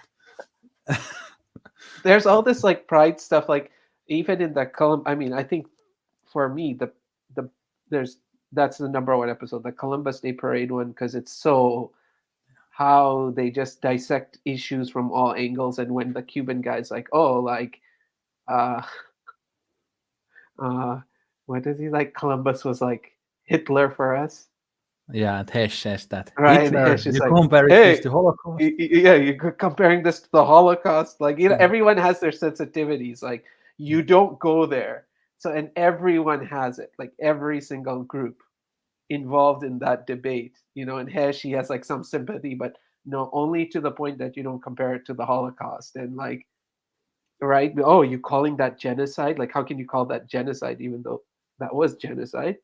But you can't call it that. That the greatest genocide is this genocide, and there can't be anything greater than that. And yeah. the way they do that, the whole debate is just, it's so crazy. But even all these issues they bring in about how record labels, um, you know, left their black jazz artists and all that stuff, like basically penniless, and R&B artists, and all this kind of stuff. And they tackle so many issues in that show. It's unbelievable. It's like, And then in the final season with the hip hop artist in the hospital, that I haven't gotten shot, so I don't have a number one single, and then Poppy shots him in the ass. a fleshy part of the thigh. Yeah, Yeah, in the fleshy part of the thigh, and then shoots him in the and butt. So it's like he becomes a joke. and Poppy is like supposed to be like a good shooter because he goes hunting and everything, but no, yeah. Yeah, and he does a terrible job when he has to kill that guy in Canada too. And it's really funny when in the first or second season when Adriana wants to get into the music business with that like absolute like horrible like indie rock fan, that whiny, like it sounds so awful, like, but she's completely into it. That yeah, whatever the band What were the name. guys called? Do you remember the band's name? It was really Yeah, I funny, was right? just thinking like, What was that band's name? It was hilarious. And like Chris knew the whole time that they sucked. yeah, but the gangster rap guy like pretends to like it so that he could fuck Adriana or something. Yeah, Oh man. yeah, Adriana is also someone very interesting, very tragic yeah, when you think about her story, because she's like coming from abuse and all this stuff. And yeah. I'm trying to sad. look at the band's name now, like on my phone. It was something really funny, and I can't Visiting Day. It's called Visiting Day. Yeah, I was thinking it was something gay. They had this one song though. What was the song called? I don't know. I don't remember what they are called, but the music is so horrible in those episodes. Like I remember the ending credits song is like absolutely horrible. Like one of the worst songs I've ever heard. Like, Oh man. See, there's way too much about the show to talk about. Even if you went season by season too, you could talk about 3 hours like we have so easily just in a season, because so much happens. yeah. There's so many moments. Like the Well, whole legend of Christopher Tennessee Moltisanti, yeah. and him and his all screenwriting stuff. or when he's like Saw meets Godfather, his idea for a movie, and they were like, oh, it doesn't make sense. We wouldn't dump him in one place. His body wouldn't. Oh, maybe we can make it the same garbage route. Yeah. The body parts come together because they're on the same garbage route. But it's really funny that the earlier movie making episode, the John Favreau one, like Oh, I love that. Bookie Hawk. What does that mean? Cunt. I like that. Yeah. The amount he gets angry at John Favreau is Yeah. hilarious. Coke and flies. Yeah. And Vince Vaughn is like, oh. That Vince Vaughn is really cute. Yeah. His best friend. Or Tarantino. I've worked with Quentin. Yeah. And when they are in like John Favreau's hotel room, and then there's a tar in the floor or whatever. So that, like when they talk about the script, and Chris is just like fucked up on like heroin or cocaine or whatever. So like, yeah. And he brings a sandwich for them, right? He brings a sandwich for Favreau. Yeah, I guess. I think. Yeah, but that's so interesting when they go take him to the pizza place. This is the pizza place we come to. And then he's like telling these stories about what was that guy? Yeah, the whole. So all that stuff is there because if you remember the story Chris tells, right? Yeah. It's about a trans person, right? Yeah, it's really horrible. It's very horrible. Burned and stuff. Yeah. Yeah, it's like really horrible, and so that theme is like constantly there as well. Yeah, it's such a horrible like story and all that stuff. Yeah, but overall, that episode is like one of the funniest, and how Chris kind of gets fucked in the end. Like they stole his script, and like the woman just says, "Yeah, I'm flying back to LA or whatever." Yeah. D girl, you're nothing but a D girl. Yeah. But you know what the funny thing is? Like Chris, when he goes in that place and he shoots that guy in the foot, and apparently, and I don't remember because I haven't seen Goodfellas in a very long time. But Chris is the waiter in Goodfellas. Yeah. And Joe Pesci shoots him in the foot, I think, or something like that. Yeah. So they like trying to make a joke out of that, like, a reference to like Goodfellas or whatever. Yeah. Which Richie I think was also in Goodfellas. No, or was he in Mean Streets? He was in a Scorsese movie too. Yeah. He was talking. Yeah, but there are quite a lot of the cast of the Sopranos have been in Goodfellas now. Wasn't Phil Leotardo in Goodfellas too, like some like minor character, right? Do you like when Phil Leotardo gets upset because he says I look like the Shah of Iran? Yeah. Phil is another guy that it's like, oh man, he really agitates you when he comes on. But then after the whole thing with Vito, to see him so like tortured, yeah, is interesting. And the thing with Vito Jr., Vito's son, like when he goes like all crazy after his father dies, and they take him into like some like, I don't know, some like horrible like school camp or whatever. Like they track him away, or lots of stuff there. Yeah, and the way Phil dies, like when his head gets smashed by the car, like it's kind of funny, even though it's very brutal. Yeah, in the gas station, like.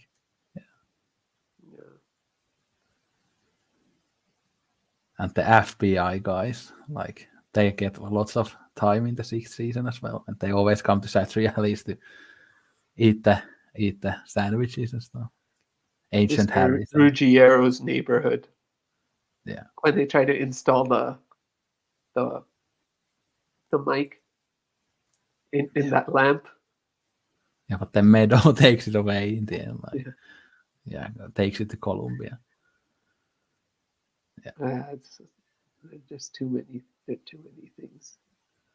Yeah, we could do some like rapid fire things in the end, like what are your top 5 characters in the Sopranos? Top 5? Yeah. Yeah, I mean, number 1 has to be Ralphie. Yeah. That's definitely my number one uh, top five. That's actually difficult because one thing is that we always never mention because he's the lead, but you have to say Tony Soprano himself. I mean, he's a phenomenal. I mean, he's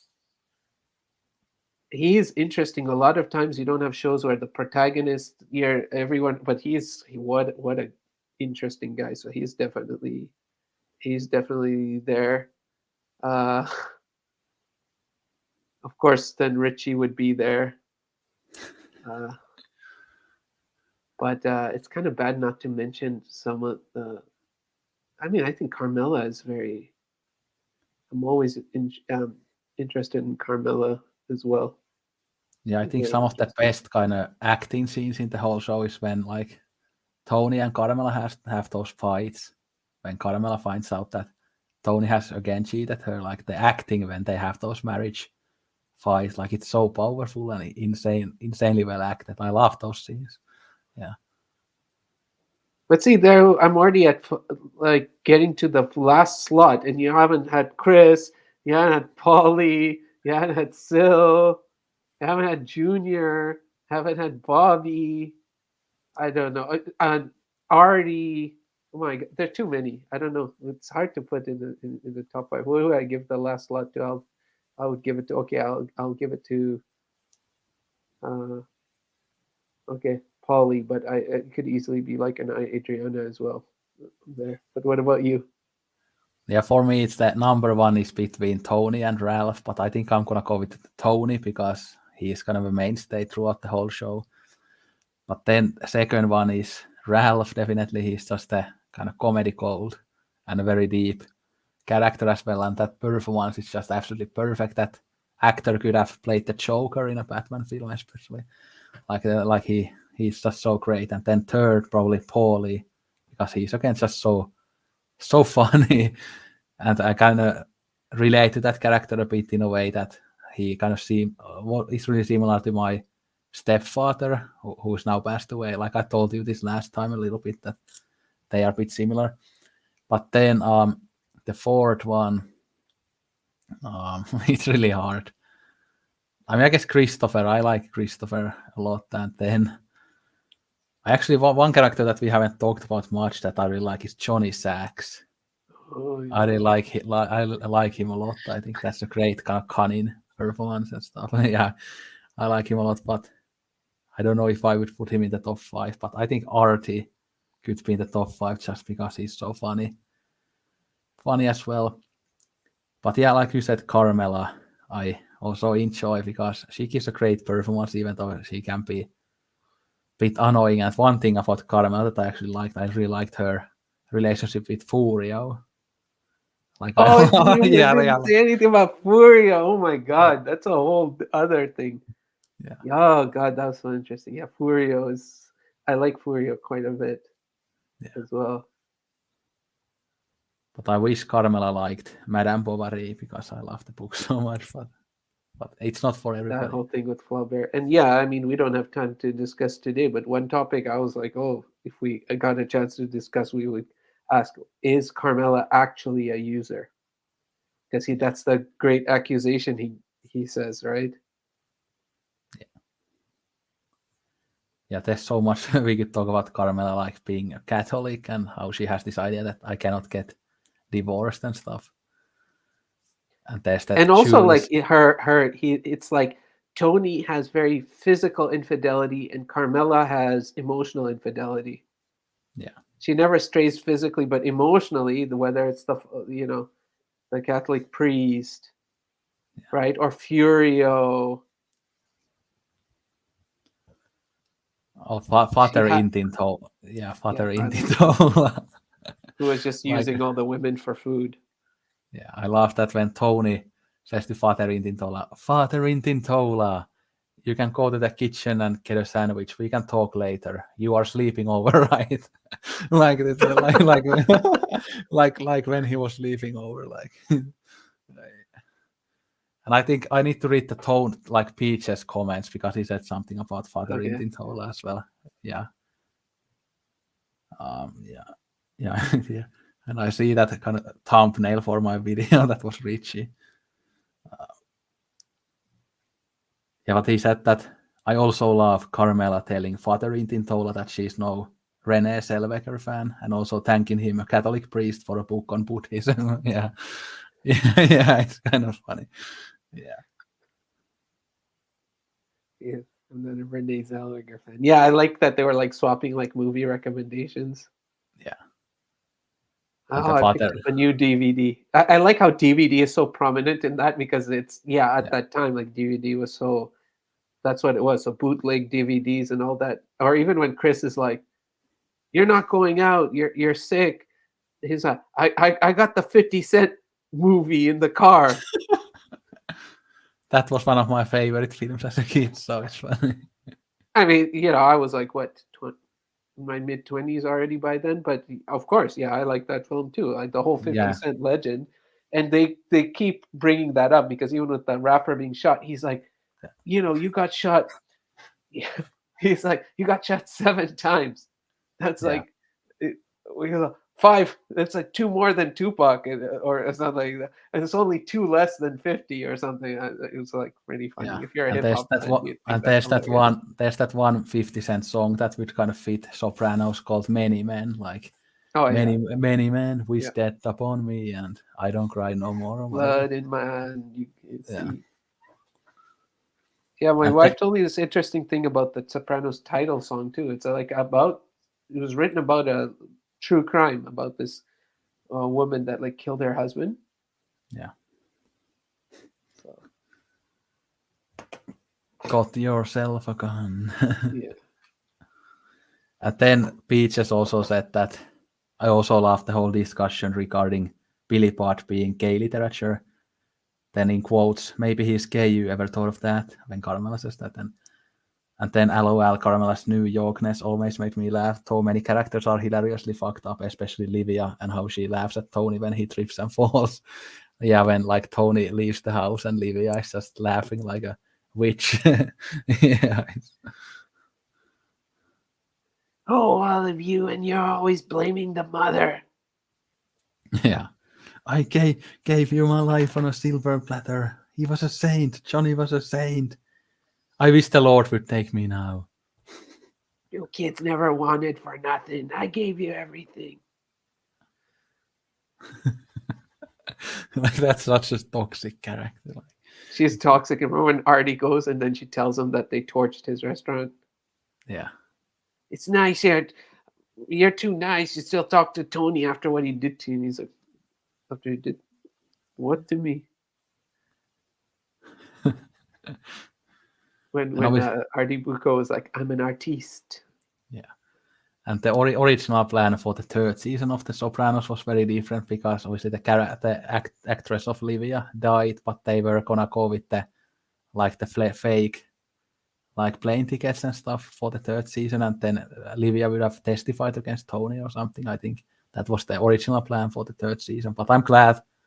I mean, I'm not glad that the actress died, but I'm glad that the Sopranos went a different route because we got Ralph in the third season and all that craziness. But maybe we wouldn't have gotten that if the original plan went ahead. So Pie oh my, pie oh my. yeah, and when he feeds that, What are you, a horse investigator now? What did you do to pie oh my? What are you, a horse investigator now, Tony? My son is lying in the hospital, like almost dead, and you just care about this horse. Like, Remember when Tony, there's one point, I think he wakes up from a dream and he's like crying. He's like, pie oh my. take this painting away. I don't want to see it anymore. There's that moment where he's sitting with Payomai having a cigar, and there's a goat and Payomai, and it's like Tony in his like most comfortable you ever seen him, like so calm. And the only place he feels at peace with Payomai and that goat. Yeah. And when he meets the mistress of her dead father, and she said that Tony's father had kind of taken their dog out and He had that dog. That's he my given it dog. to her. Yeah. That's my dog. That's Freddy. That's not Freddy. I don't forget what that dog's name. That's Freddy. That's my dog. That's my dog. But even when the whole thing with Pyomai, what Ralph was neglecting, he wasn't paying the bills, and they're like, Pyomai is sick, and he's like, call this number. And he Yeah. gives him Tony's number. And so we call Mr. Ralph, he's not coming, Pyomai's sick. Pyomai's, and he's getting ready, and Carmelo's like, where are you going? He's like, Pyomai, the horse is sick. Yeah. Pyomai is sick, I gotta go.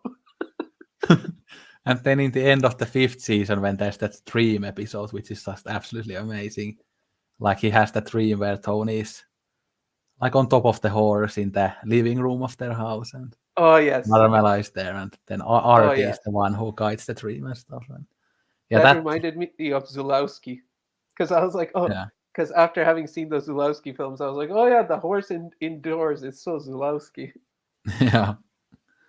But that dream episode is one of my favorite episodes. It's so well done. Yeah.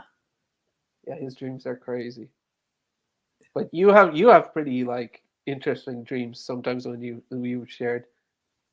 Yeah, as like well. in the Something Blue episode where I talked about the started the chat with Chris and Ronnie with the dream. Yeah. Yeah. And my Twin Peaks dreams and stuff, but Yeah, you have like pretty surrealistic dreams. Yeah. I have lots of weird dreams since I was like 4 or 5 years old. So anyway. It's the same with my wife too. She gets like very like this, like when she watches shows, she'll have a dream like Tony Soprano will be in it and all this stuff. And then that doesn't really happen to me ever, which I feel sad about. I'd be like very cool, like I'd be in this dream and then it's like Ralphie's there and stuff, and be like. Or maybe you don't just remember the dreams. Some people don't remember their dreams as well. No, that's just as sad if you don't remember it. Yeah. Not well, there was this OC dream I had as a kid. We talked about siblings, but in that dream, Marissa was my sibling, my sister. So it was that's interesting. Yeah, it was cool to have her as my sister. You would think that she was my girlfriend or something in a dream because she's so hot, but she was my sister actually. Yeah. Yeah, Marissa. Interesting. Yeah. But I think, again, more of these rapid fire things. What is your favorite season? Favorite season?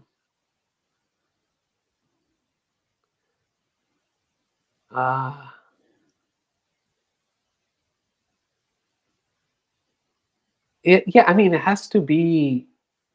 Which season is the whole Pyomai thing in? Is that season 4? Yeah. Or season 3? It's 4, and then Ralph dies in, I think, the episode 9 of the 4th season. So most of the best Ralph stuff is in the 4th season, but a lot of the fucked up stuff is also in the 3rd season. Yeah. So I think 4. I think even Christopher Columbus, that episode is in 4. That whole Christopher Columbus thing, I think that's in season 4 as well. Yeah. So I'll go with season 4, yeah.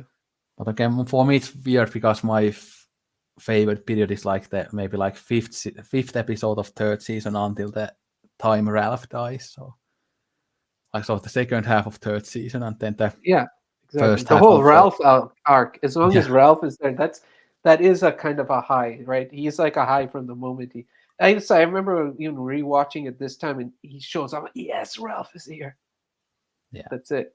First I hooted when Richie came, because when he was in that car with Adriana and he gets out and stuff, and you're like, here comes mayhem. And then I think the 6th season is really good, and it has lots of different things to it, lots of funny moments, but also those really dark moments in the end when AJ tries to kill himself and stuff. I like that stuff when it explores lots of different things in the final season. And then again, I think all of the seasons are perfect, so it's really hard to choose one season. Even the 5th season with like the episodes when Adriana gets killed, and again the dream episodes, and so many great things. And even like with Tony, it's so interesting. Like when we're mentioning Tony and his sensitivity towards so many things, and in some ways his awareness. So there's that thing where AJ comes with his girlfriend, and then Carmela's like, she's 10 years older than him and Puerto Rican. And he's like, I think Dominican, actually. It's like he'll be aware of this like distinction between Puerto Rican, which you wouldn't expect from a Tony Soprano, but it's like Yeah. he's like correcting her, which is so interesting. Just that like little comment there that Tony Yeah. Soprano knows what's the difference between a Puerto Rican and a Dominican. Yeah. No, I think one final thing we could talk about is the like ending. Again, the last 10 minutes with in the show, like again, does Tony die or not? I mean, again, it's been confirmed by the creator. I think that he really dies in the end. Although I kind of always like to believe before I heard that Tony is alive, because I just love that character and I don't want him to die, even though he's an awful person. But I think that final sequence is so powerful, like with "Don't Stop Believing" that song and everything. Like it has really stuck with me since like the first time I watched it. Yeah, I don't know what to say about the end, to be honest. Because it is also an interesting thing because you're switching perspective, right? Right? Because if it's like the fade to black is him, you've now switched the perspective and you've gone inside Tony's head, which is interesting because we're kind of observing Tony, aren't we, up till this point? I don't know if I'm correct about that. There's an objective narrative, and then it would be almost like it's gone to a first person. So that's kind of interesting change Yeah, at the end. I think there's no way to end a show like that, to be yeah, honest, right? And I will say one thing is that yes, most people will, and I know we were supposed to discuss that. I don't know if we even have time for that, but one of the finales that everyone says is, oh, one of the greatest. They ended in the to most people's satisfaction was Breaking Bad, but yeah, yeah, I don't know what to feel like. You're gonna feel sad. That's all. You just feel sad, whether you're behind or not. It's sad. It's not. It's not. I don't even know if it's relevant. He died. He didn't die yeah. because it's really about the journey. It's one of those. It's like this. Sometimes I go in pity for myself, and all the while a great wind carries me across. It's like that. It's that journey, and you can go on it over and over because, in my opinion, it's not about how it ends. It's about what is going on in the journey, right? Because at the end of the day, at some point, he will die in life. Period. Whether he gets shot and dies of the same violence that he invokes everywhere, or he dies a natural death. I mean, it's irrelevant. It's what you're seeing along the journey and what it can, the things it's bringing to light. That's what makes the show great. And then in that scene, AJ reminds the people of the thing that Tony had said earlier in the show, that you got to enjoy the little moments in life. And then Tony laughs that what the fuck is that? But then he says that yeah, I guess that's true. And I actually really relate to that line, that it's good to enjoy the little things like watching a great movie or having a good tasting pizza, and sometimes just forget the bigger things in life and realize that there are lots of great little things in life. I think that's actually a good lesson, even though they kind of laugh at it in the end, in the end of the show. But I can really relate to that point. It's kind of sad because it is, right? And Yeah, it is that thing. Even when you look at your own life, the moments that are really sweet, they're so short. Like when you're yeah, talking, when he's sitting there with Pyamine and the goat, it's like a very small moment compared to everything else that happens. But in that moment, he's truly feeling connected with himself. He truly seems at peace, and it's how short that is. And it's like that for all of us. Like how short that really is compared to all the stuff that actually happens that takes majority of the time for such little moments of yeah. joy. It's Do, uh, do, it's true and it's sad and it's made in scale. I think that's what makes it more profound because they show it in scale instead of enhancing the small moments. and to get a little pretentious in the end, I mean, Schopenhauer, when he wrote the essay on suffering, he said that again, our existence is mostly suffering, but there are moments of like pleasure and good things. So this is kind of like Schopenhauerian end to the Sopranos, even or in many ways, like many of these philosophers can talk about how there's this kind of asymmetry between like pleasure and pain. So there's way more pain than pleasure. So maybe it would be better to never exist in the first place because life is more suffering than pleasure. But yeah, it's nice to end in a pretentious way. But one more rapid fire question is that: do you prefer Breaking Bad or The Sopranos? Oh,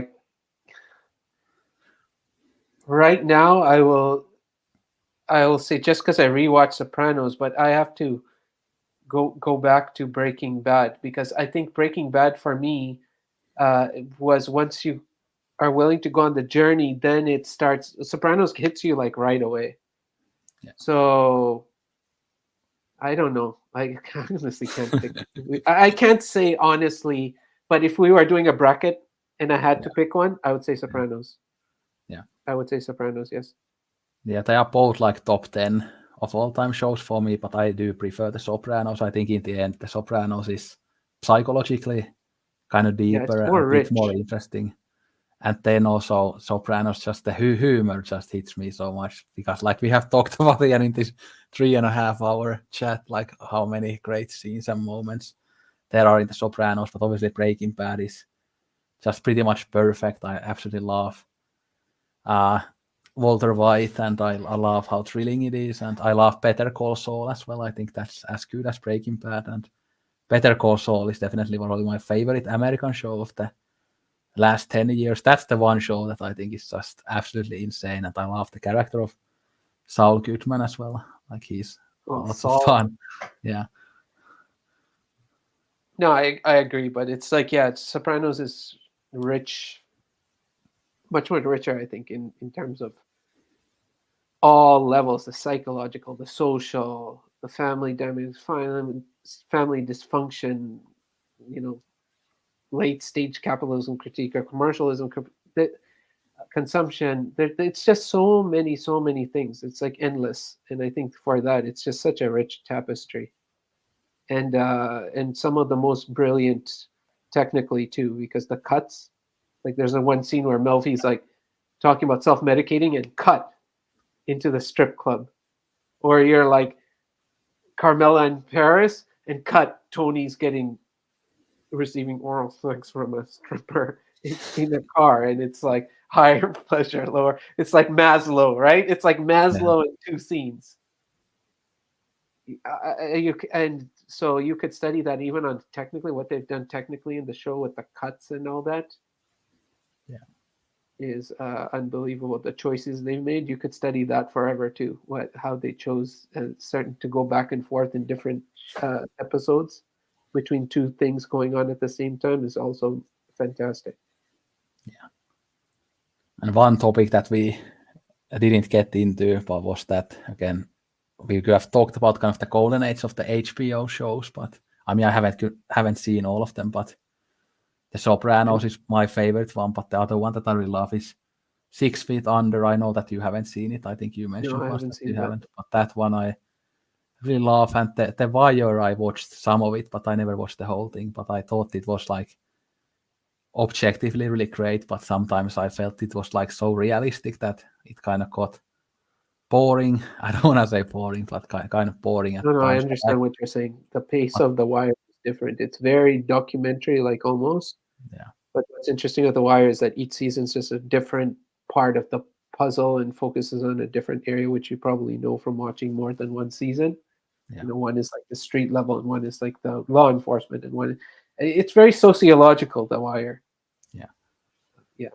But I watched it when I was still like very young, so I feel like now that I'm way more mature and knowledgeable about many things, I would probably love it now. But I think it wouldn't be a show that I would like binge watch, but I would watch it like slowly, but probably love it in the end. But one thing about The Wire that really stuck with me is like the Idris Elba character, Stringer Bell. Like I absolutely loved him. He was one of my crushes of that time. Like he was so cool. Like, yeah. I don't know. The Wire is a great show. 6 Feet Under is one I do want to see because it also has Michael C. Hall right in it. Yeah. So Yeah, I'm he's so interested. great in it. Yeah, because I kind of discovered him through Dexter. And Yeah, we so, both loved Dexter, so that's another topic we could talk about. oh yeah, Dexter definitely, yeah. Yeah, I've watched That's it so very many times. So, Dexter is great. Yes. did you watch the kind of sequel show to the Dexter that came out like 2 years ago? No, I haven't seen that yet. It's just one season, right? Yeah, 10 episodes. It was pretty good. So, although Yeah, again, I need to check that out. I don't want to spoil it, but the ending is all, again kind of bit weird, like kind of like it was in the 8th season. But overall, it Dexter, was a good show. born in blood. Yeah, My Dark Passenger. You know these shows, yeah, and especially if you have any kind of otherness experience, any kind of duality, any kind of something that makes you feel like you've had to live like two lives in one way or another. I mean, Dexter or Sopranos and all these shows are so appealing, right? Because they do such a good job of that experience of having to live like split identities and all that kind of stuff. So it's the same in Sopranos, right? He has that world and then he has the home world and all that. So they do such a good job with the whole concept of dissonance and trying to cope in all your psychological dissonance and stuff, and also the hypocrisy of human beings Yeah, in general. And Dark Passenger, I mean, that was almost like healing stuff to watch all that stuff about his dark passengers and his struggle with his dark passenger and all that. So, and there are so and you many like great. you root for a serial killer with this code. Yeah, So, there were so many but yeah, great. I will include always in it Mad Men, at least seasons 1 to 4 at minimum. Though when I rewatched some time ago Mad Men, I started to recognize that like season 5 onwards is also brilliant. I just at the time it's like because the times are changing in the show, so the aesthetic changes and all that. But that is a very also another interesting show about someone who's coming from a dark background and then finds himself in this world that's not really one he's comfortable with, and so there's a lot of interesting things in Mad Men as well, and of a dysfunctional, destructive person, and destructive people in general. So And people should of course watch Gilmore Girls and the OC too. One of actually, those. yes, I would. Yes, I won't say that. Yeah, I've been watching the OC, but yeah, it's been a bit slow going, but I do watch it. I do watch it, and Gilmore Girls makes me interesting because you say right, Laura is your hero, so Yeah, I want to know what that's about. yeah, yeah. I'll continue talking about those shows in my As Chess Talks soap operas um video series.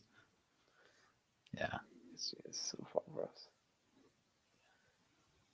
I used to watch a lot more soap operas when I was like younger. yeah. I think I will be watching them at retirement home still. Like I love them so much. I will watch them until the day I die.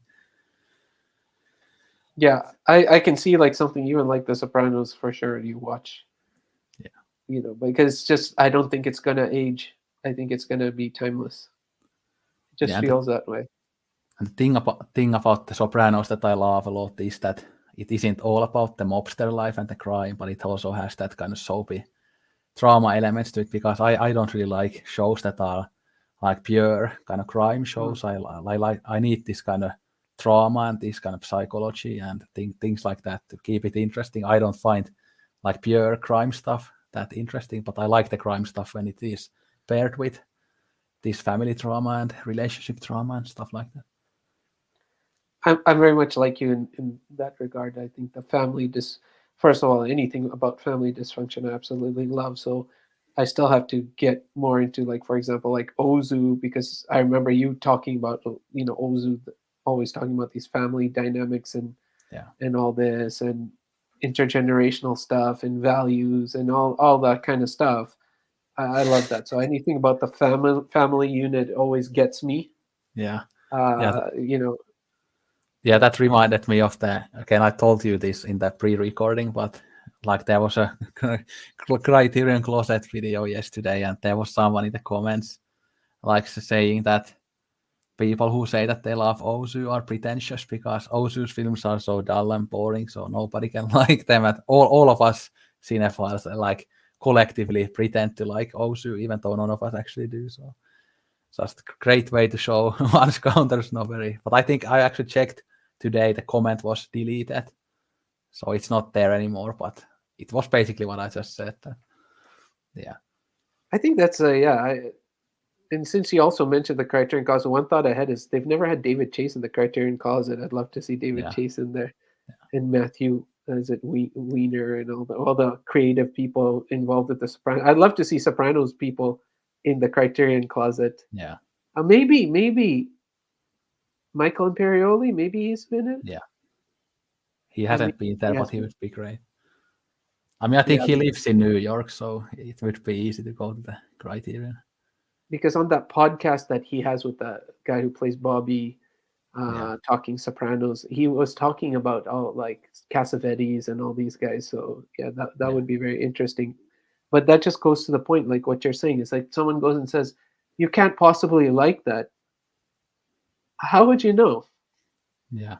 Right? How would you know? And when you see a lot of these people that are creating a lot of popular stuff go in there and then geek out over all this stuff, you're like, that's so interesting, right? Like one of his what is it? I can't believe I forget the actress's name all of a sudden. I'm pretty bad with names, but the one who plays Samantha on Sex and the City. Yeah, I don't know. But her Criterion Closet video was so interesting because she's like nothing like the character she plays on the show. And to see like the kind of film and stuff that they grew up watching. Yeah. It goes against these ideas that you think, Ozu's kind of, there's no way you can like that. I mean, that's insane to me. How can you even say that? And I mean, even that Michael Cera, like Criterion Closet video, he was talking about Ozu too, and I think was he talking about Edward Yang or whatever? Yeah. And I agree with your view that a lot of these writers, the OC and all that, were probably people who wanted to be art house directors because you can see it. Why would you make so much effort to refer to these things unless you know they're great and somehow you're sprinkling it in like breadcrumbs? Right? There's Polish cinema, there's this. But related to that, Sopranos, what about all the little blockbuster jokes? You gotta love those. Yeah. They always have little jokes about Blockbuster. And there's that get fired from Blockbuster. Yeah. But when they are racist monkeys working at Blockbuster. But they have also the film references when the women of the Sopranos are watching the Citizen Kane, and then what is the next film in the list? The Godfather. Yeah. They're like, oh, no, not again. Yeah. They even Tony at one point says, I can't watch it again. If you remember, they brought The Godfather, and he's like, guys, I can't do it. I can't watch it again. Yeah. Just when I thought I was out, they pulled me back in. Yeah. But it was also very sad when AJ said to him, he's like, oh, that's Michael Corleone avenging his father. That's like your favorite scene in the movie. He's like, Jesus Christ, AJ, you make me want to cry. That scene was very touching. And Uncle Junior in the mental institution, like having those like card games there, and like he kicks that other patient in the balls or something, like being all like gangster in the mental institution, not taking his meds, and yeah. Even in the beginning where he calls himself a sad clown. Yeah. It like says a lot about the show. It's like it's humorous, but there's so much sadness. Yeah. Because that is how it is. Like sometimes you don't have a connection, like, with father, and then it's you try to see, what does my father like? And then you try to emulate what you think your father likes so you can be accepted as a son or loved as a son and all that. And that's AJ. He's like, yeah. Like you love The Godfather, and I'm not Michael Corleone. Oh, that's so sad. Yeah. What else? Should we mention anything else about The Sopranos? Or I mean, there we could go for After 3.5 hours. But Yeah, it was like, yeah, exactly. It was going for very long. yeah. But again, thanks for coming on again this podcast. We have to do this for the third time, whatever the topic will be. Then I'm sure we will get some ideas when we think about it. It has been so much fun to talk about the Sopranos again. So yeah, I really appreciate you again accepting the invitation, and I'm really glad that to do these podcasts because they are so much fun to do so and watch afterwards. So, yeah. Yeah, thank you for like having me on. I also enjoyed it a lot. And yeah, I'm sorry for digressing here and there because it's very hard to not move from season to season and character to character and then digress. But yes, indeed, it was a lot of fun. And of course, looking forward to collaborating again because it'd be fun Yeah. to discuss something else as well or more Sopranos or whatever. And it at least seems at the moment that the StreamYard was better than Skype, but we'll see how this looks when I edit it and stuff. Yeah. Yeah, Sounds good. and again, one more shout out to the love of my life, Peaches, Mon Amour, My Little Pesh, Je t'aime. Yeah, again, I'm looking forward to our honeymoon in Florence, Italy, and hopefully we can visit Venice and Milan and Rome as well. And although maybe we cannot leave the hotel room if we have too much fun there. But Oh man, that would be awesome. yeah, and you will be our best man for our wedding very Oh soon. yeah, So, happy to. I'd love that. Yes. so we have to do the wedding plans very, very soon. And we'll see where we get married because all of us three live in different countries. So I don't know yet, but we will work it out. And yeah. So thank you, Peaches. I'm sure that you will watch this podcast once or maybe many times as you love hearing us talk. And again, whenever you want to join us for a podcast, you are welcome to do so. We would love to have you on and talk to you with the microphones and not always on the comments. But again, no pressure when you are ready, when you feel confident enough. But yeah, we need your post-divine intellectualism in our lives. And hearing that in a microphone and flirting to my Peaches with a microphone, that would be such a post-divine thing to do. Yeah. So thank you for watching this. Hopefully everybody has a great week. Look out for more podcasts with me and Altes in the future. I will announce them when they will come. So thanks for watching and bye. Enjoy your ziti. Yeah. And gabagool. Yeah. Bye bye. Ciao.